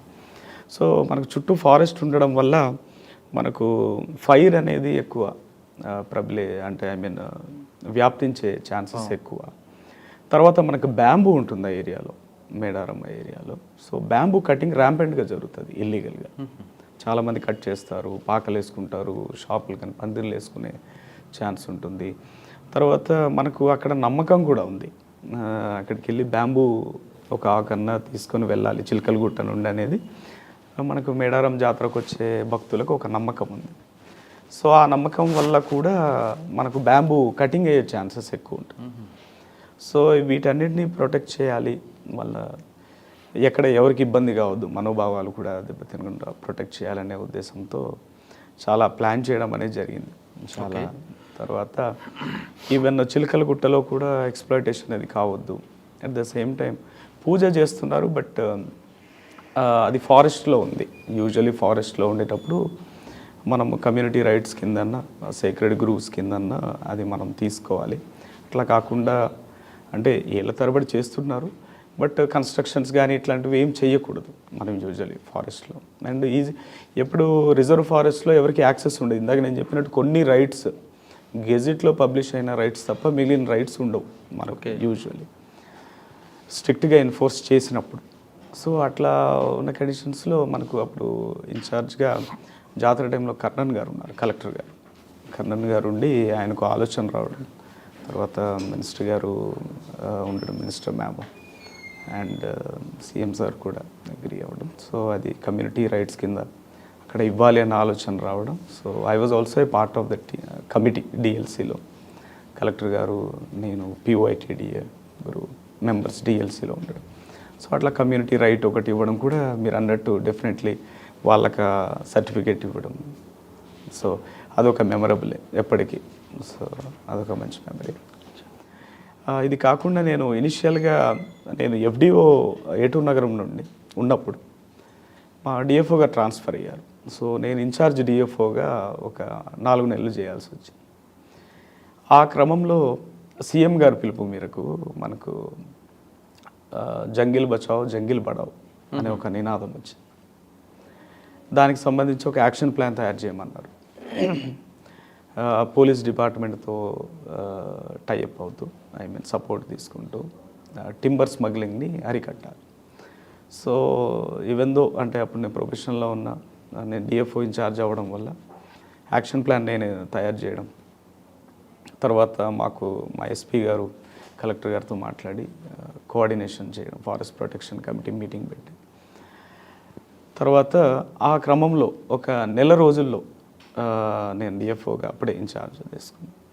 Near about to 85 lakh worth టింబర్ని కంబైన్, అంటే అప్పుడు Mulugu and Bhupalpally okay single జిల్లాగా 2018 చివరిలో 19 జనవరి ఆ టైంలో కంబైన్డ్ జిల్లా ఉండే టైంలో 85 lakhs వర్త్ టింబర్ని సీజ్ చేసాం అలాంగ్ ద గోదావరి. తర్వాత చాలా మట్టుకు ఎక్కడెక్కడ అక్కడ మనకు కన్వర్షన్ అవి చేస్తారు, మనకు సిటీస్కి ఇప్పుడు మనకు వరంగల్ అట్లా వయా వరంగల్ మనకి ఇటు హైదరాబాద్. ఆర్గనైజర్ క్రైమా లేదా రొటీన్గా వాడు యా ఆ టైంలో కొంచెం వీటి మీద డిపెండెన్స్ ఎక్కువ ఉన్నారు. మనము ఎంక్వైరీ చేసినప్పుడు ఈవెన్ పీడీ యాక్ట్ కూడా పెట్టాలి అన్న ఇన్స్ట్రక్షన్స్ మాకున్నాయి. ఎవరైతే హ్యాబిచువల్ అఫెండర్స్ ఒక 3 cases 4 cases over the years ఎవరైనా అంటే 6 నెలల్లో 3-4 కేసులు వచ్చిన వాళ్ళ మీద పెట్టమన్న ఇన్స్ట్రక్షన్స్ కూడా ఉన్నాయి. మేము ఐడెంటిఫై చేసాము. బట్ ఆర్గనైజ్డ్గా మన దగ్గర ఉన్న వాళ్ళంటే మన జిల్లాలో తక్కువ ఉన్నారు. కాస్త వేరే స్టేట్ నుండి నడుపుతున్నాడు, వేరే స్టేట్స్ నుంచి నడుపుతున్న వాళ్ళు ఇట్లా ఉన్నారు. సో మనకు ఇంటర్ డిస్ట్రిక్ట్ కోఆర్డినేషన్ ఇంపార్టెంట్ ఇలాంటి టైంలో. మనది ఎన్ రూట్గా మేజర్గా ఉంది, ఎందుకంటే మనకు టింబర్ టీక్ మన దగ్గర లేదు ఒరిజినల్గా. సో మనకు ఛత్తీస్గఢ్ నుంచి రావాలి లేదా మనకు మహారాష్ట్ర నుంచి రావాలి. ఓకే. సో మనది ట్రాన్సిట్ రూట్ అవుతుంది డిస్ట్రిక్ట్. ఆ టైంలో మేము ఐడెంటిఫై చేసి డిస్ట్రిక్ట్ని సీల్ చేసాం. అన్ని చోట్ల ఇంటిగ్రేటెడ్ చెక్ పోస్టులు పెట్టి రెగ్యులర్గా రివ్యూస్ 85 lakhs వర్త్ సీజ్ చేసాం 1 monthలో చేసాం. ఓకే. ఆ ప్రాపర్టీ ఏం చేస్తారని కోర్టుకి హ్యాండ్ ఓవర్ చేస్తారా? మనము టింబర్ డిపోకి తరలిస్తాము, అఫెండర్స్ని ఐడెంటిఫై చేస్తాము, కేసెస్ అవి పెట్టి తర్వాత మనం ఫైనల్గా అవన్నీ క్లియర్ అయినాక ఆక్షన్లో మన టింబర్ డిపోస్లోనే ఆక్షన్ పెట్టిస్తాం. చాలా సార్ ఫారెస్ట్ యాక్ట్లో ఎందుకంటే కొంచెం వీక్ అనిపిస్తుంటుంది అంత ఫాస్ట్గా లేదు. ఫారెస్ట్ యాక్ట్ యాక్చువల్లీ చాలా స్ట్రాంగ్ కానీ అది ఇంప్లిమెంట్ అవ్వట్లేదు. కన్విక్షన్ అంటే శిక్ష పడడంలో కాస్త డిలే అవుతుంటుంది యూజువల్లీ. అంటే మీ వాళ్ళు అరెస్ట్ చేయడం, ప్రాపర్టీ సీజ్ చేయడం అనంత స్పీడ్, చార్జ్ షీట్ వచ్చేసరికి ఎక్కడో ఎస్ అది యాక్చువల్లీ చార్జ్ షీట్ దగ్గరికి వచ్చేటప్పటికి ఇన్స్టిట్యూషనల్గా మన బీట్ ఆఫీసర్స్ కానీ వీళ్ళంతా కూడా కొంచెము లీగల్ సపోర్ట్ తక్కువ ఉందేమో అనిపిస్తుందండి. లోకల్ పోలీస్ కొన్నంత సపోర్ట్ లేకపోవడం వల్ల కేసులు వీగిపోతున్నాయని. అంటే మనం ఇన్స్టిట్యూషనల్గా ఇంకా మీరు అన్నట్టు స్ట్రెంగ్తన్ కావాల్సిన ఈ గ్యాప్ అయితే ఉంది. లీగల్ సపోర్ట్ చాలా చాలా ఇష్యూస్లో ఉంది. కాకపోతే కోర్టులో మీరు అన్నట్టు ఎవిడెన్సెస్ వీటన్నిటి మీద డిపెండ్ అయి ఉంటుంది జడ్జిమెంట్ అనేది.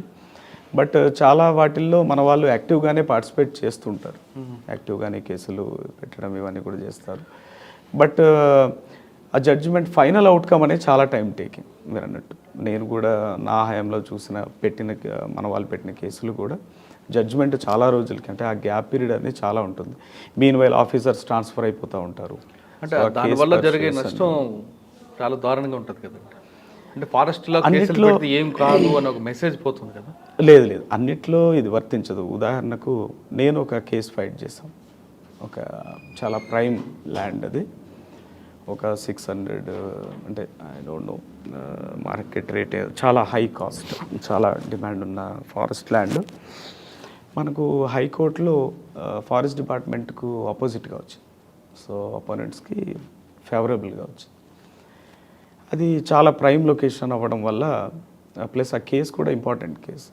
మీరు అన్నట్టు ఫారెస్ట్ ల్యాండే 103 acres ఫారెస్ట్ ల్యాండ్. సో అది నేను డిఎఫ్ఓగా ఉండే టైంలో సుప్రీంకోర్టు దాకా వెళ్ళాం, అప్పీల్ చేసాం, స్టేటస్కో తీసుకొచ్చాం. స్టేటస్కో తీసుకొచ్చాం అంటే మీలాంటి ఆఫీసర్లు ఎవరు వెనక పడితే కదా ముందుకు వెళ్తుందండి. లేదు అందరి లెవెల్లో చేస్తున్నారు, కాకపోతే ఫాలోఅప్ కూడా కాస్త జరిగితే బాగుంటుంది.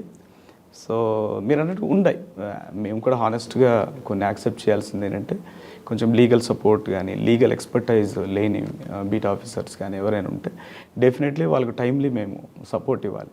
దెన్ నేను ఇట్లాంటి ఇష్యూస్ అన్ని టేకప్ చేయడానికి ములుగు జిల్లాలో తీసుకున్నప్పుడు స్పెషల్గా కొంతమంది బీట్ ఆఫీసర్స్ని 2-3 రొటేషన్ బేసిస్లో కూడా కోర్ డ్యూటీస్కి వేసేవాళ్ళం. వాళ్ళకి అదే పని ఉంటుంది, బీట్ అది ఇచ్చేవాళ్ళం కాదు, ఇన్ఛార్జ్ కోర్ డ్యూటీనే. వాళ్ళ దగ్గరుండి జీపీస్తో కానీ అందరితో మాట్లాడుతూ ఛార్జ్ షీట్స్ అవన్నీ కూడా ఎట్లా ఫైల్ చేయాలి, so that other beat officers అంత ఇబ్బంది పడకుండా కోర్టులో అవన్నీ ఫైల్ చేసే విధంగా, తర్వాత వాళ్ళకు శిక్ష పడేటట్టు ఎవిడెన్సెస్ ఇవన్నీ కరెక్ట్గా ఇవన్నీ మళ్ళీ వాళ్ళని తీసుకురావడం ఇవన్నీ ఇష్యూస్ ఉంటాయి యాక్చువల్లీ, అవన్నీ కూడా వీళ్ళు చూసే విధంగా ఫాలోఅప్ చేసే విధంగా మేము ఇన్స్టిట్యూషనల్గా స్ట్రెంగ్తెన్ చేయడానికి చేసేవాళ్ళం. సో మనం ఆ లోకల్గా ఉండే ఇష్యూస్ని ట్యాకిల్ చేసేటప్పుడు కన్సర్న్డ్ ఆఫీసర్స్ ఇంట్రెస్ట్ ఎక్కువ తీసుకుంటే కనుక ఇప్పుడు మీరన్న గ్యాప్స్ అన్నీ మనం ఓవర్కమ్ చేయవచ్చు, ఇబ్బంది ఉండదు. సార్ ఏటూరు నాగారం ములుగు తర్వాత ఏటూరు నాగారం తర్వాత భూపాలపల్లి డిఎఫ్ఓ అయ్యాను. ఇందాక మీరు చెప్పినట్టు రైడ్స్ అవన్నీ కండక్ట్ చేసిన తర్వాత ఒక 2 months తర్వాత నాకు రెగ్యులర్గా డిఎఫ్ఓషిప్ ఇచ్చారు. భూపాలపల్లి ఎంతకాలం చూసారండి? భూపాలపల్లి ములుగు కంబైండ్ ఉంది, ఒక 1 year చేశాను. అప్పుడు మనకు డిస్ట్రిక్ట్ బైఫర్కేట్ అయింది, భూపాలపల్లి నుంచి ములుగు సపరేట్ అయింది, భూపాలపల్లి సపరేట్ అయింది. అయిన తర్వాత కూడా అడిషనల్ ఛార్జ్ నా దగ్గరే ఉన్నాయి. అంటే నేను భూపాలపల్లి డిఎఫ్ఓ యాక్చువల్ పోస్టింగ్ ఉన్నా, ములుగు అడిషనల్ ఛార్జ్ ఉంది. తర్వాత నన్ను ములుగు వేశారు, అంటే అక్కడ మన కాళేశ్వరం ప్రాజెక్ట్ ఓపెనింగ్ అయిపోయిన తర్వాత ఇక్కడ మనకు జాతర ఉంది, మేడారం జాతర. సో అది కూడా మేజర్ ఈవెంట్ కాబట్టి వాటిని దృష్టిలో పెట్టుకొని నాకు ములుగు రెగ్యులర్ ఇచ్చారు. సో ఎనీహో అక్కడే ఉన్నా కాబట్టి అప్పటికి 1 year 1.5 year నుంచి అక్కడే ఉన్నాను నేను. సో నాకు ఏమి ఇబ్బంది లేదు. సో ములుగు అలాగా రీసెంట్ వరకు 22 వరకు అక్కడే ఉన్నాను నేను, ములుగు డిఎఫ్ఓగా వర్క్ చేశాను. ఓకే, ములుగు తర్వాత నేను special commissioner Panchayat Raj and rural development డిపార్ట్మెంట్కి డెప్యుటేషన్లో ఇక్కడ 1 year దాటింది. ఇక్కడ ఈ డిపార్ట్మెంట్లో మీ వర్క్ ఏమంటారు? అంటే ఇక్కడ మనకు హరితహారం అనే వింగ్ ఉంటుంది మనకు రూరల్ డెవలప్మెంట్. ఆ వింగ్ తప్ప మిగిలినవన్నీ డిఫరెంట్గానే అనిపిస్తాయి. కాకపోతే అంటే అక్కడ మన కన్జర్వేషన్ అనేది మెయిన్. మనకు ఫారెస్ట్ డిపార్ట్మెంట్లో కన్జర్వేషన్ ఉంటుంది, అంటే మన ఫారెస్ట్ని కన్జర్వ్ చేయడం కానీ వైల్డ్ లైఫ్ కన్జర్వ్ చేయడం కానీ ఇది మెయిన్ థాట్. ఇక్కడ మనకు డెవలప్మెంట్, వెల్ఫేర్ ప్రోగ్రామ్స్. సో మనం ఇక్కడ వెల్ఫేర్ ఆఫ్ ద పీపుల్ డెవలప్మెంట్ని డ్రైవ్ చేయాలి మనం. ఓకే. సో ఇనిషియల్గా నేను వచ్చినప్పుడు ఇక్కడ పంచాయత్ రాజ్ అవార్డ్స్ కానీ అవి డేటా కలెక్షన్ అప్లోడింగ్ ఆ టాస్క్లు అవి తీసుకోవడం. సో మనకు మన తెలంగాణ స్టేట్కి 13 అవార్డ్స్ కూడా వచ్చాయి. సో వాటిల్లో కూడా we are part of the department ఆ ప్రాసెస్లో కానీ.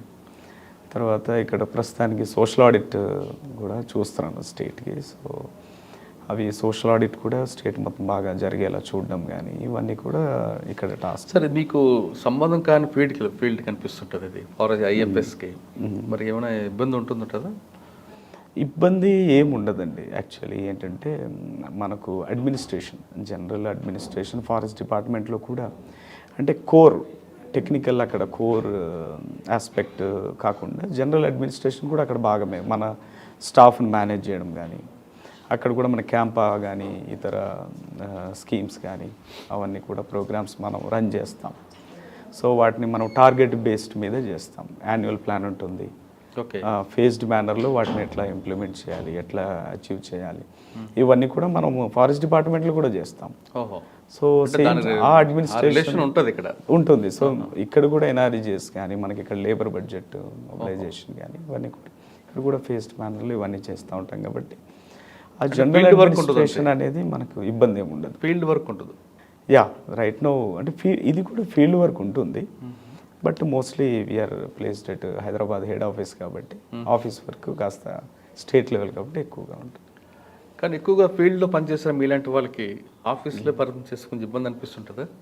అంటే మనకు ఇక పర్సనల్ లెవెల్ కంఫర్ట్స్ మనం చూసుకోలేము మురళి గారు.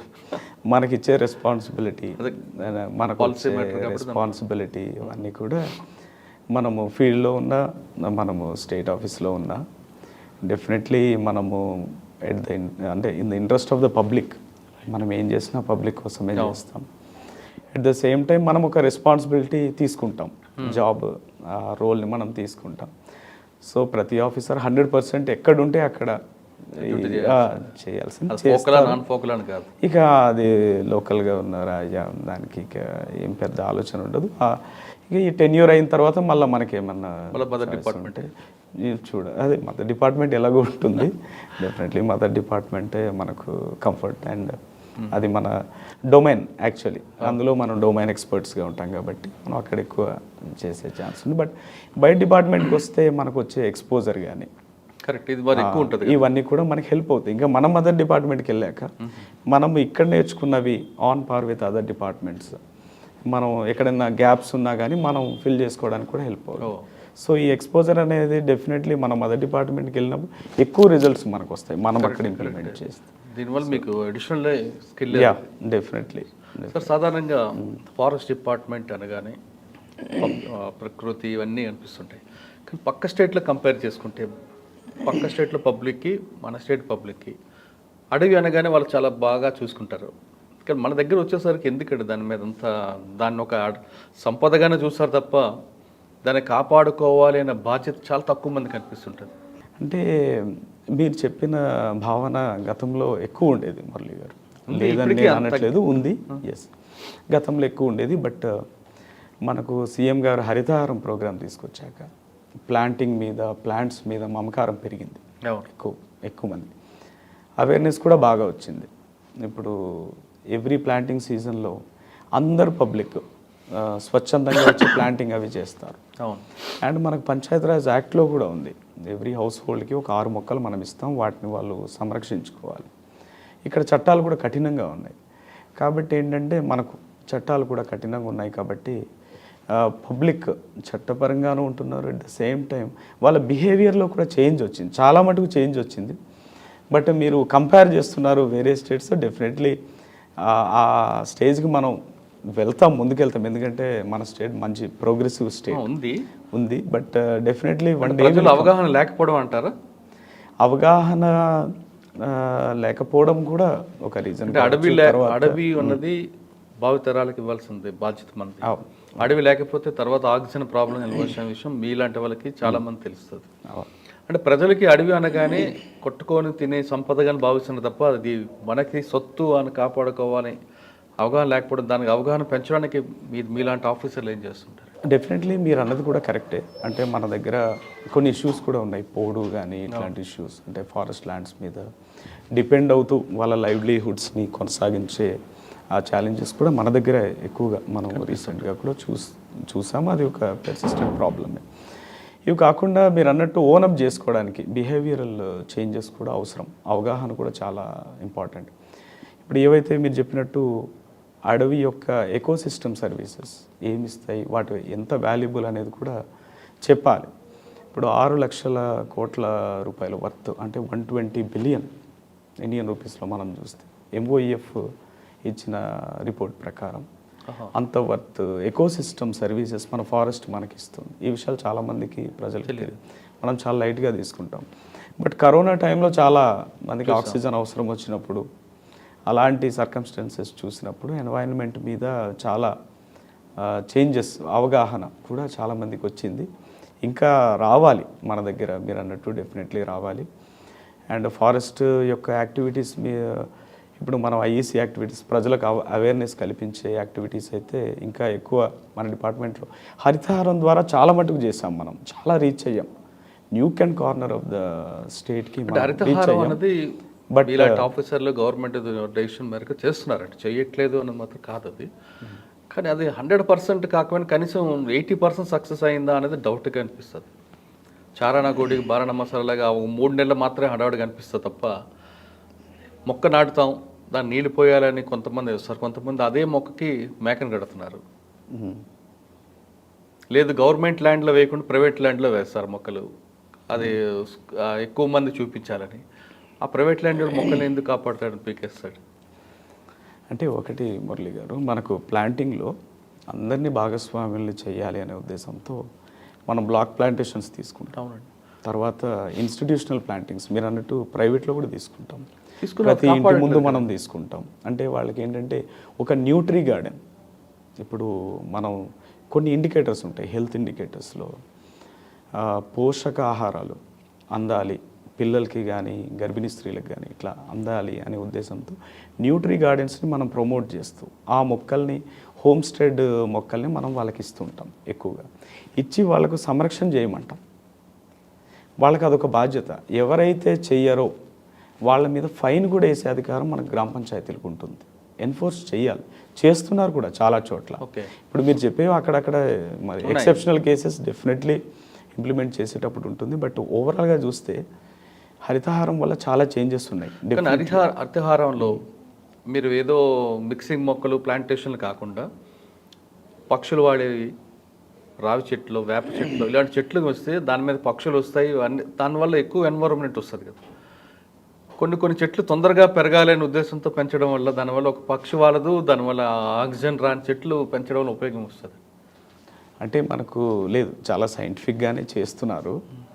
మనకు ఫ్రూట్ బేరింగ్ కానీ కోతులు బెడద ఉండకూడదని మంకీ ఫుడ్ కోర్ట్స్ కానీ, తర్వాత మీరు అన్నట్టు పక్షుల కోసం ఉండేవి, తర్వాత షేడ్ బేరర్ ట్రీస్ కానీ, ఎవెన్యూ ప్లాంటేషన్లో వాడేవి కానీ, తర్వాత ఫారెస్ట్రీ స్పీసీస్, ఇవన్నీ కూడా చాలా టెక్నికల్గానే చేస్తున్నారు. ఇంకా మీరు ఎక్కడ చూస్తారో అది సమ్ ఎక్సెప్షనల్ కేసెస్ డెఫినెట్లీ అట్లే లేదు. యాక్చువల్లీ ఫీల్డ్లో బాగా చేస్తున్నారు. ఇంకా మనము పంచాయతీరాజ్ డిపార్ట్మెంట్ వాళ్ళు టేకప్ చేసినవైతే బీపీవీస్, బృహత్ పల్లె ప్రకృతి వనాలు, తర్వాత పల్లె ప్రకృతి వనాలు, ఇవన్నీ కూడా అంటే ఒక పార్క్ లాగా మనకు అది ఒక రూరల్ లంగ్ స్పేస్ మంచి ఫారెస్ట్రీ మిక్స్డ్లో చేసి ఒక 5 acresలో 10 acresలో మంచి ప్లాంటేషన్స్ కూడా చేస్తున్నారు. సో ఎక్కడ కూడా ఇబ్బంది అయితే ఏం లేదు. చాలా భావితరాలకు అవసరమైనట్టు at the same time ecological బ్యాలెన్స్ని చూసే విధంగానే చాలా పకడ్బందీ మేనేజ్మెంట్ ప్లాన్స్తో ఇప్పుడు హరితహారం కానీ మిగిలిన ప్లాంటింగ్ యాక్టివిటీస్ అన్నీ చేస్తున్నారు. మీరంటే ఎక్కడైనా క్యాజువాలిటీస్ ఏమైనా వచ్చినా కానీ ఇమీడియట్లీ రీప్లేస్మెంట్ చేయడం, వాటికి మెయింటెనెన్స్ పీరియడ్ కూడా ఉంటుంది. ఇప్పుడు మన గ్రామ పంచాయతీలో ట్రాక్టర్ అండ్ ట్రాలీస్ కూడా ఉన్నాయి కదా, సో వాటరింగ్ కూడా రెగ్యులర్గా చేయడం ఎక్కడన్నా, సో వాటర్ లేని ఏరియాస్లో అవి వాటరింగ్ కూడా మనము ఎన్ష్యూర్ చేస్తున్నాం. సో ఎక్కడ కూడా గ్యాప్స్ అయితే క్లియర్గా లేదు, but we are ensuring so that. కాకపోతే బిహేవియరల్ చేంజ్ అనేది మనకు జనాల్లో రావాలి, వాళ్ళు ఓనప్ చేసుకుంటే ఇంకా ఎక్కువ సక్సెస్ అయ్యే విధంగా ఉంటుంది. సో రానున్న రోజుల్లో ప్రకృతి పట్ల ఇంకా ఎక్కువ మంది ఇంకా ఎక్కువ అవేర్నెస్తో మమేకం అవుతారని మాత్రం నేను ఆశిస్తున్నాను, నమ్ముతున్నాను. సరే, ఇంకా ఫైనల్గా వస్తాయి ఫారెస్ట్ డిపార్ట్మెంట్లో వెపన్ కావాలని కొంతమంది అంటారు. వెపన్ ఇస్తే జరిగే నష్టాలు ఎక్కువనే ప్రభుత్వం అంటే ఆయుధాలు ఇస్తేనే అడవిని కాపాడుతామని మీ వాళ్ళు అంటుంటే, ఆయుధాలు లేకపోయినా అన్ని రంగాల ప్రజలతో కలుపుకుంటూ వెళ్తే అడవిని కాపాడుకోవచ్చు అని వీళ్ళంటే ఆఫీసర్లు కొంతమంది చెప్తుంటారు. ఏది కరెక్ట్? మనకు మురళి గారు యాక్చువల్లీ ఫ్యాక్ట్స్ మనం ఒక్కసారి చూస్తే, మనం నేషనల్ క్రైమ్స్ రికార్డ్స్ బ్యూరో అవి మనము డీటెయిల్స్ ఒకసారి చూస్తే 2015లో ఒక రిపోర్ట్ వచ్చింది ఎన్వైర్న్మెంట్ రిలేటెడ్ క్రైమ్స్లో. అప్పుడు మనకు నియర్ అబౌట్ 8,000 కేసెస్ దాకా.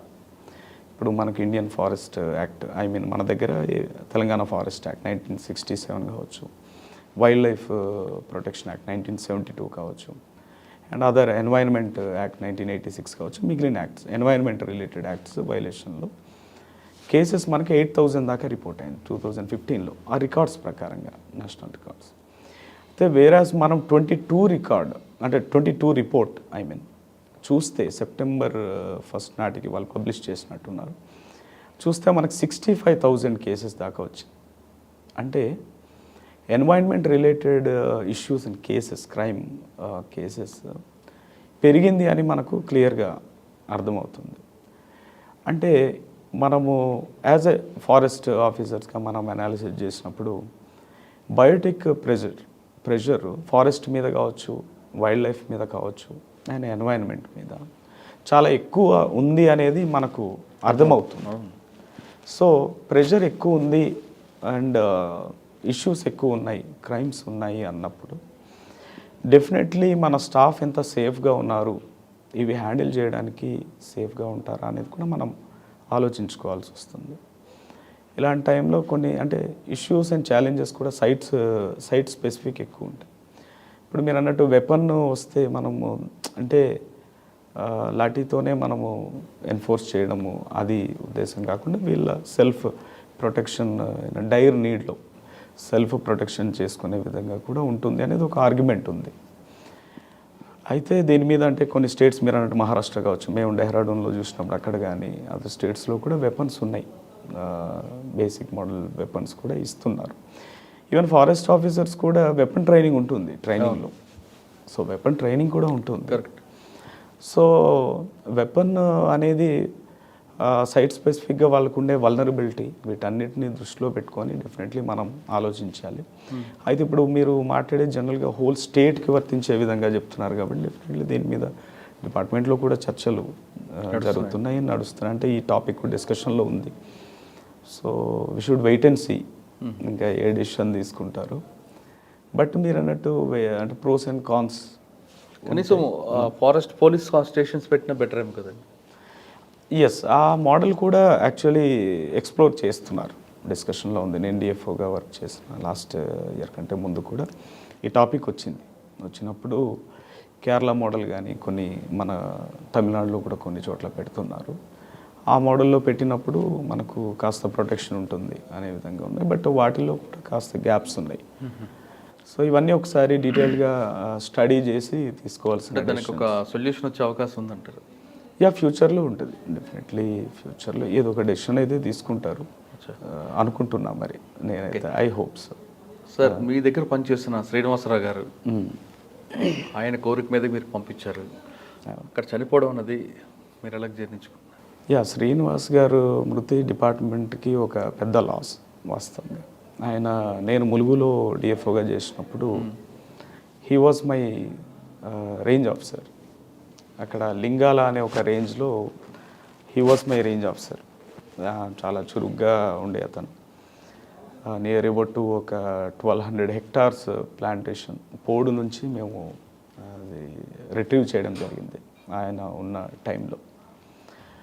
సో అక్కడ కూడా మనకు కాస్త ఆయనకు థ్రెట్ ఉంది అని కొంత ఇన్ఫర్మేషన్ ఉండడం, ఆయన కూడా పర్సనల్గా వచ్చి లైఫ్ థ్రెట్ ఇక్కడ ఇంటీరియర్లో వర్క్ చేయడం, ఇక్కడ లైఫ్ థ్రెట్ ఉంది అని ఆయన ఒక రిప్రజెంటేషన్ ఇవ్వడం, తర్వాత మేము పీజీసీఎఫ్ సార్కి అది త్రూ కన్సర్వేటర్ ఫార్వర్డ్ చేయడం. ఓకే. సో ఆ టైంలో ఆయనకు ఆప్షన్ ఇచ్చారు, మీరు వేరే చోట ఎక్కడైనా వెళ్ళాలంటే వెళ్ళండి అని పీసీఎఫ్ గారు అడిగినప్పుడు నేటివ్ ప్లేస్ చంద్రగుండ, అక్కడ వెళ్తానని ఆయన కోరుకోవడం జరిగింది. సో ఓడి బేసిస్ మీద ఆయన అక్కడ పోస్టింగ్ ఇచ్చారు. అయితే ఆ తర్వాత క్రమంలో అక్కడ ఆయన ఫారెస్ట్ని ప్రొటెక్ట్ చేసే క్రమంలో ఆయన ప్రాణాలు కోల్పోవడం అనేది మా అందరికీ కూడా కాస్త బాధ అనిపించింది. ఎందుకంటే నాతో కలిసి అంటే నాకు 3 years నుంచి తెలుసు ఆయన అక్కడ. 3.5 years నుంచి తెలుసు. సో మంచి చురుగ్గా ఉండే ఒక మంచి ఆఫీసరు, యాక్టివ్గా రేంజ్ ఆఫీసరు. సో అది చాలా బాధ అనిపించింది డెఫినెట్లీ. ఆ రకంగా మరణించడం, అటాక్ జరగడం అనేది బాధాకరం. సో అలాంటి వాళ్ళని చాలా అంటే అంత సిన్సియర్ ఆఫీసర్స్ని చాలామందిని మనం ఫారెస్ట్లో మీరు అన్నట్టు కొన్ని ప్రొటెక్షన్ మెజర్స్ మనం ఎక్కడైనా మిస్ఫైర్ అయినప్పుడు వాళ్ళని మనం కోల్పోతున్నామన్న ఆలోచన బాగా అంటే డిఎఫ్ఓగా కావచ్చు మనకు ఉంటుంది, మన స్టాఫ్ యొక్క సేఫ్టీని దృష్టిలో పెట్టుకున్నప్పుడు. సో ఈ ఇష్యూ మన కంట్రీ వైడ్ కూడా ఉంది యాక్చువల్లీ. మనకు 2014 నుంచి 17 and 18, 20 వరకు లెక్కలు తీసుకున్నా కానీ ఒక 165 మంది రేంజ్ ఆఫీసర్స్ చనిపోయారని ఒక పేపర్ ఉంది, research paper, study paper. So అట్లా మనకు ఫారెస్ట్ ఆఫీసర్స్ మీద అసాల్ట్ అనేది చాలా ఎక్కువగా జరుగుతుంది. రేంజ్ ఆఫీసర్ కాకుండా కింద ఫీల్డ్ లెవెల్లో చాలామంది ఉంటారు. సో అలాంటి టైంలో ఇమీడియట్లీ మనం ఫ్యామిలీకి సపోర్ట్ చేయగలుగుతాం. బట్ ఆయన లేని లోటు మనం తీర్చలేము. సార్ ఇటువంటి సంఘటనలు జరుగుతున్న క్రమంలో ఫారెస్ట్ డిపార్ట్మెంట్లో రావాలనుకున్న వాళ్ళకి మీరు ఇచ్చే మెసేజ్ ఏంటండి? అంటే ఇవన్నీ చూస్తున్నాం, వెపన్ లేకుండా పనిచేయడం ఒకటి, వర్క్ లోడ్ ఎక్కువ కనిపిస్తుంటుంది. కానీ ప్రకృతిపై ప్రేమతో రావాలనుకుంటుంటారు, సర్వీస్ చేయాలి దీనికని. కానీ లైఫ్ థ్రెట్ కనిపిస్తుంటుంది. అటువంటి వాళ్ళకి రావాలి, ఖచ్చితంగా పనిచేయాలనుకున్న వాళ్ళకి మీరు ఇచ్చే మెసేజ్ ఏంటి? అంటే మనం ఇప్పుడు లైఫ్ థ్రెట్ అన్ని చోట్ల ఉంటుందని నేను అన్నాను మురళి గారు. యాక్చువల్లీ సైట్ స్పెసిఫిక్ ఛాలెంజెస్ ఉంటాయి మనకు ఎక్కడైనా ఉంటాయి. ఎక్కడన్నా కాస్త అక్కడ ఉండే స్టేక్ హోల్డర్స్ యొక్క సైకాలజీ అది చూసుకోవాలి. మనం ఇంటెలిజెన్స్ ప్రాపర్గా పెట్టుకోవాలి. మనకు ఈవెన్ గవర్నమెంట్ మనకు సీక్రెట్ ఫండ్ కూడా సపోర్ట్ చేస్తారు. మనకు ఉండే ఇన్ఫార్మర్స్ వ్యవస్థ మనము సరిగ్గా పెట్టుకోవాలి. సో దట్ అక్కడ ఫారెస్ట్ ఎన్క్రోచ్మెంట్ జరగకుండా ముందు జరిగే ఆలోచన ఉంది పలానా వాళ్ళకు అంటే వాళ్ళు ఇట్లా టేకప్ చేసే ఆలోచనలో ఉన్నారు, ఇట్లాంటి ముందస్తు ఇన్ఫర్మేషన్ మనకు ఉంటే చాలా మటుకు మనం ఫారెస్ట్ క్రైమ్స్ని అరికట్టగలుగుతాము. At the same time risk ఉంటే మన స్టాఫ్ని మనం ప్రొటెక్ట్ చేసుకోగలుగుతాం. కాబట్టి ఇన్ఫార్మర్ వ్యవస్థ మనం స్ట్రాంగ్గా పెట్టుకోవాలి. అండ్ మనం పోలీస్ డిపార్ట్మెంట్తో కానీ అదర్ డిపార్ట్మెంట్స్తో కూడా కోఆర్డినేషన్ ఎక్కువగా ఉండేలాగా చూసుకోవాలి. సో దట్ మనకు టైమ్లీ సపోర్ట్ అనేది వాళ్ళు ఇస్తారు. సో దట్ మన స్టాఫ్ని ఎక్కడ ఇబ్బంది పెట్టొద్దు. అందరూ కలిసికట్టుగా ఒక ఇష్యూ వచ్చినప్పుడు it is a government issue and public issue కాబట్టి అందరూ కలిసికట్టుగా ట్యాకిల్ చేసేలాగా 1-to-1 మనం ఆల్టర్కేషన్ కానీ గొడవ ఏది లేకుండా అట్లా ట్యాకిల్ చేయడానికి మనము ప్లాన్ చేసుకోవాలి. అయితే మీరు అన్నట్టు ఛాలెంజెస్తో పాటు మనకు ఫారెస్ట్ డిపార్ట్మెంట్లో వర్క్ చేస్తే వచ్చే సాటిస్ఫాక్షన్ ఎక్కువ. ఎందుకంటే ఫారెస్ట్ డిపార్ట్మెంట్లో మేము సరదాగా అనుకునేది, మేము రోజు ఫారెస్ట్లోకి వెళ్తాం, మంచి న్యాచురల్ సెరీన్ అంటే ఇన్వైలెట్ ఏరియాస్, మంచి వాటర్ ఫాల్స్ ఉండొచ్చు, లేదా మంచి గడ్డి మైదానాలు ఉండొచ్చు, చెట్లతో మంచిగా ఉండి ఫారెస్ట్లోకి డైలీ మేము వెళ్ళి బీట్ ఇన్స్పెక్షన్స్ కానీ అదర్ యాక్టివిటీస్ టేకప్ చేస్తాం. బట్ మేము ఆ ఏరియాలోకి వెళ్తాం, డైలీ వెళ్తాం. వేరాజ్ ఇప్పుడు హైదరాబాద్లో ఉన్న ఎక్కడైనా వేరే ఇతరత్ర వాళ్ళు రావాలి అనుకుంటే వీకెండ్స్లోనో హాలిడేలోనో ఎప్పుడో లీవ్ పెట్టో వాళ్ళు పే చేసి వచ్చి వాళ్ళు ఎంజాయ్ చేసి లిమిటెడ్ పీరియడ్లో వాళ్ళు వెళ్ళిపోతారు.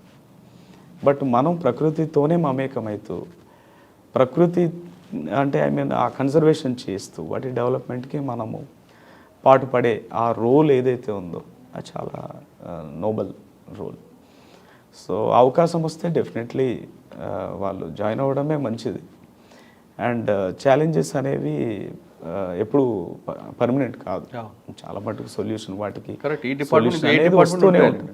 నో ఇక్కడ కూడా ఏమైనా ఛాలెంజెస్ ఉన్నా సో ఆ ఛాలెంజెస్ని ట్యాకిల్ చేయడానికి ఒక పెద్ద వ్యవస్థ ఉంది. సో మనం సింగిల్గా ఏమీ ఎప్పుడు అంత ఫైట్ చేయాల్సిన నెసెసిటీ ఉండదు. సో డెఫినెట్లీ ఇది గవర్నమెంట్ ఆర్గనైజేషన్ కాబట్టి మనకి ఇప్పుడు గవర్నమెంట్ తీసుకుంటున్న యాక్షన్స్ బట్టి వీటన్నిటి పట్ల డెఫినెట్లీ మనకి ఇనఫ్ సెక్యూరిటీ ఉంటుంది కాబట్టి హ్యాపీగా వచ్చి వర్క్ చేసుకోవచ్చు. So they can be A part of the whole forest fraternity who can work for the forest development in Telangana definitely. Sir ఇప్పుడు రిటైర్ అయ్యే ముందు కానీ లేదా రిటైర్ కాకముందు కానీ మీ పాడేరు గురించి ఏం చేద్దాం అనుకుంటున్నారు? డెఫినెట్లీ మురళి గారు చాలా వ్యాలిడ్ క్వశ్చన్, చాలా ఇంపార్టెంట్ క్వశ్చన్. పాడేరు నుంచే ఈ స్థాయి వరకు వచ్చాము. పాడేరులోనే బేసిక్స్ అన్నీ నేర్చుకున్నాం, ఫండమెంటల్స్, వాల్యూస్ కావచ్చు, ప్రిన్సిపల్స్ కావచ్చు, విద్యాభ్యాసం కావచ్చు, ఏదన్నా అక్కడే నేర్చుకున్నాం. పాడేరు రుణం తీర్చుకోవాలి ఖచ్చితంగా. సో డెఫినెట్లీ పాడేరు యొక్క బాగోగుల కోసం మా వంతు పాత్ర ఎప్పుడు వీలైతే అప్పుడు పార్టిసిపేట్ చేసే విధంగా డెఫినెట్లీ బాధ్యత అయితే ఉంటుంది. అండ్ మోర్ ఓవర్ అక్కడ మనకు ఎడ్యుకేషన్ కానీ హెల్త్ సెక్టార్స్లో మన ఆ పారామీటర్స్లో ఏజెన్సీ ఏరియా చాలా ఇంప్రూవ్ అవ్వాల్సిన అవసరం చాలా ఉంటుంది కాబట్టి అండ్ ఎడ్యుకేషన్కి సంబంధించి పిల్లల కెరియర్ గైడెన్స్ కానీ ఇట్లాంటివి ఇవ్వడానికి ఇప్పటికీ చాలా మట్టుకు కాంపిటేటివ్ ఎగ్జామ్స్ ఎప్పుడు నోటిఫికేషన్స్ పడ్డా మెటీరియల్స్ గట్టా ఇవ్వడము, ఎవరు అప్రోచ్ అయితే వాళ్ళకి గైడ్ చేయడము, ఇవన్నీ కూడా చేస్తుంటాం మేము.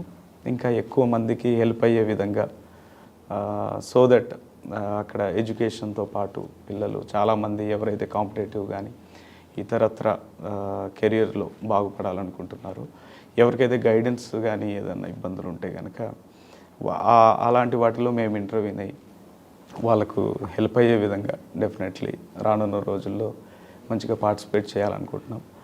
And more over definitely agency నుండే ఈ స్థాయికి వచ్చాము.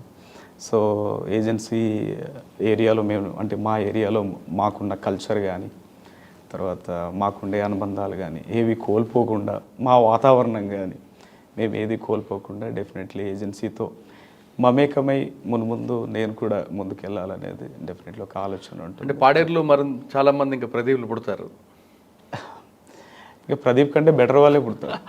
ఓకే, అంటే అందరూ ఐఎఫ్ఎస్ చేస్తారా లేదా ఐఏఎస్ ఐపీఎస్ అంటే వాళ్ళ చాయిస్ బట్టి మీరు వాళ్ళ చాయిస్ బట్టి ఎవరికి ఏ ఇంట్రెస్ట్ ఉంటే ఆ ఇంట్రెస్ట్లో స్థిరపడాలి అనేది డెఫినెట్లీ మాకు ఎవరైనా అప్రోచ్ అయ్యి గైడెన్స్ కానీ ఏదైనా అడిగినప్పుడు definitely we will help them definitely. అంటే ఓవరాల్గా ఒకవేళ పాడేరులో ఉన్న వాళ్ళు మిమ్మల్ని సంప్రదించాలంటే వాళ్ళకి మీ సహకారం మీ గైడెన్స్ కావాలంటే ఏ విధంగా వాళ్ళ ముందు రావాలి? యాక్చువల్లీ నేను చాలా వాట్సాప్ గ్రూప్స్లో ఉన్నాను మురళి గారు, నేను ఎక్కడ డిస్కనెక్టెడ్గా లేను. గతంలో మాకు మా పాడేరు ఏరియాలో అంటే మోదకొండమ్మ పండగ అనేది మేజర్ మాకు, మీకు ఐడియా ఉంటుంది. మోదకొండమ్మ పండగకి ఎక్కడున్నా మేమంతా ఆ పండగలో పాడేరులో అవైలబుల్గా ఉంటాం. ఎవరు ఎక్కడ జాబ్ చేస్తున్నా మే మంత్లో కానీ ఏప్రిల్ ఎప్పుడైతే ఆ 3 days ఉంటుందో అవైలబుల్గా ఉంటాం. ఆ రకంగా ఆ కల్చర్ మాకు ఇప్పటికీ ఉంది. మోదకొండమ్మ ఉత్సవాలు కలవాలంటే పండగ డెఫినెట్లీ మేము వెళ్తుంటాం. ఇంకా మా స్కూల్లో కూడా అలమ్ని మీట్స్ అవన్నీ కూడా ఓల్డ్ స్టూడెంట్స్ వాళ్ళతో పెడుతుంటాం. ఇంకా ఆల్మోస్ట్ చాలా వాట్సాప్ గ్రూపుల్లో కూడా నేను ఉంటాను. సో అట్లా అప్రోచ్ చాలామంది అవుతుంటారు. ప్రకృతి ప్రేమించే వాళ్ళందరూ కూడా ఖచ్చితంగా ఫారెస్ట్ డిపార్ట్మెంట్ రండి అంటున్నారు ప్రదీప్ గారు. సాధారణంగా ఫారెస్ట్లోకి రావాలనుకుంటే పర్మిషన్ తీసుకొని పేమెంట్ చేసి ఒక టైం వరకు ఉండి ఎంజాయ్ చేయాల్సిన వాళ్ళు ఫారెస్ట్ డిపార్ట్మెంట్ ఉద్యోగం వస్తే మీరు 24 గంటలు అడవిలో ఉండి ప్రకృతికి సేవ చేయొచ్చు, మీ ఆరోగ్యాన్ని కూడా మంచిది అంటున్నారు. ఖచ్చితంగా ఫారెస్ట్ డిపార్ట్మెంట్ రండి, ప్రకృతిని కాపాడండి. ఇది ఈ వారం ప్రదీప్ శెట్టి గారితో ఎక్స్క్లూజింటరీ. వచ్చే వారం మరో గెస్ట్తో మళ్ళీ కలుద్దాం. అంతవరకు నమస్తే. నమస్తే.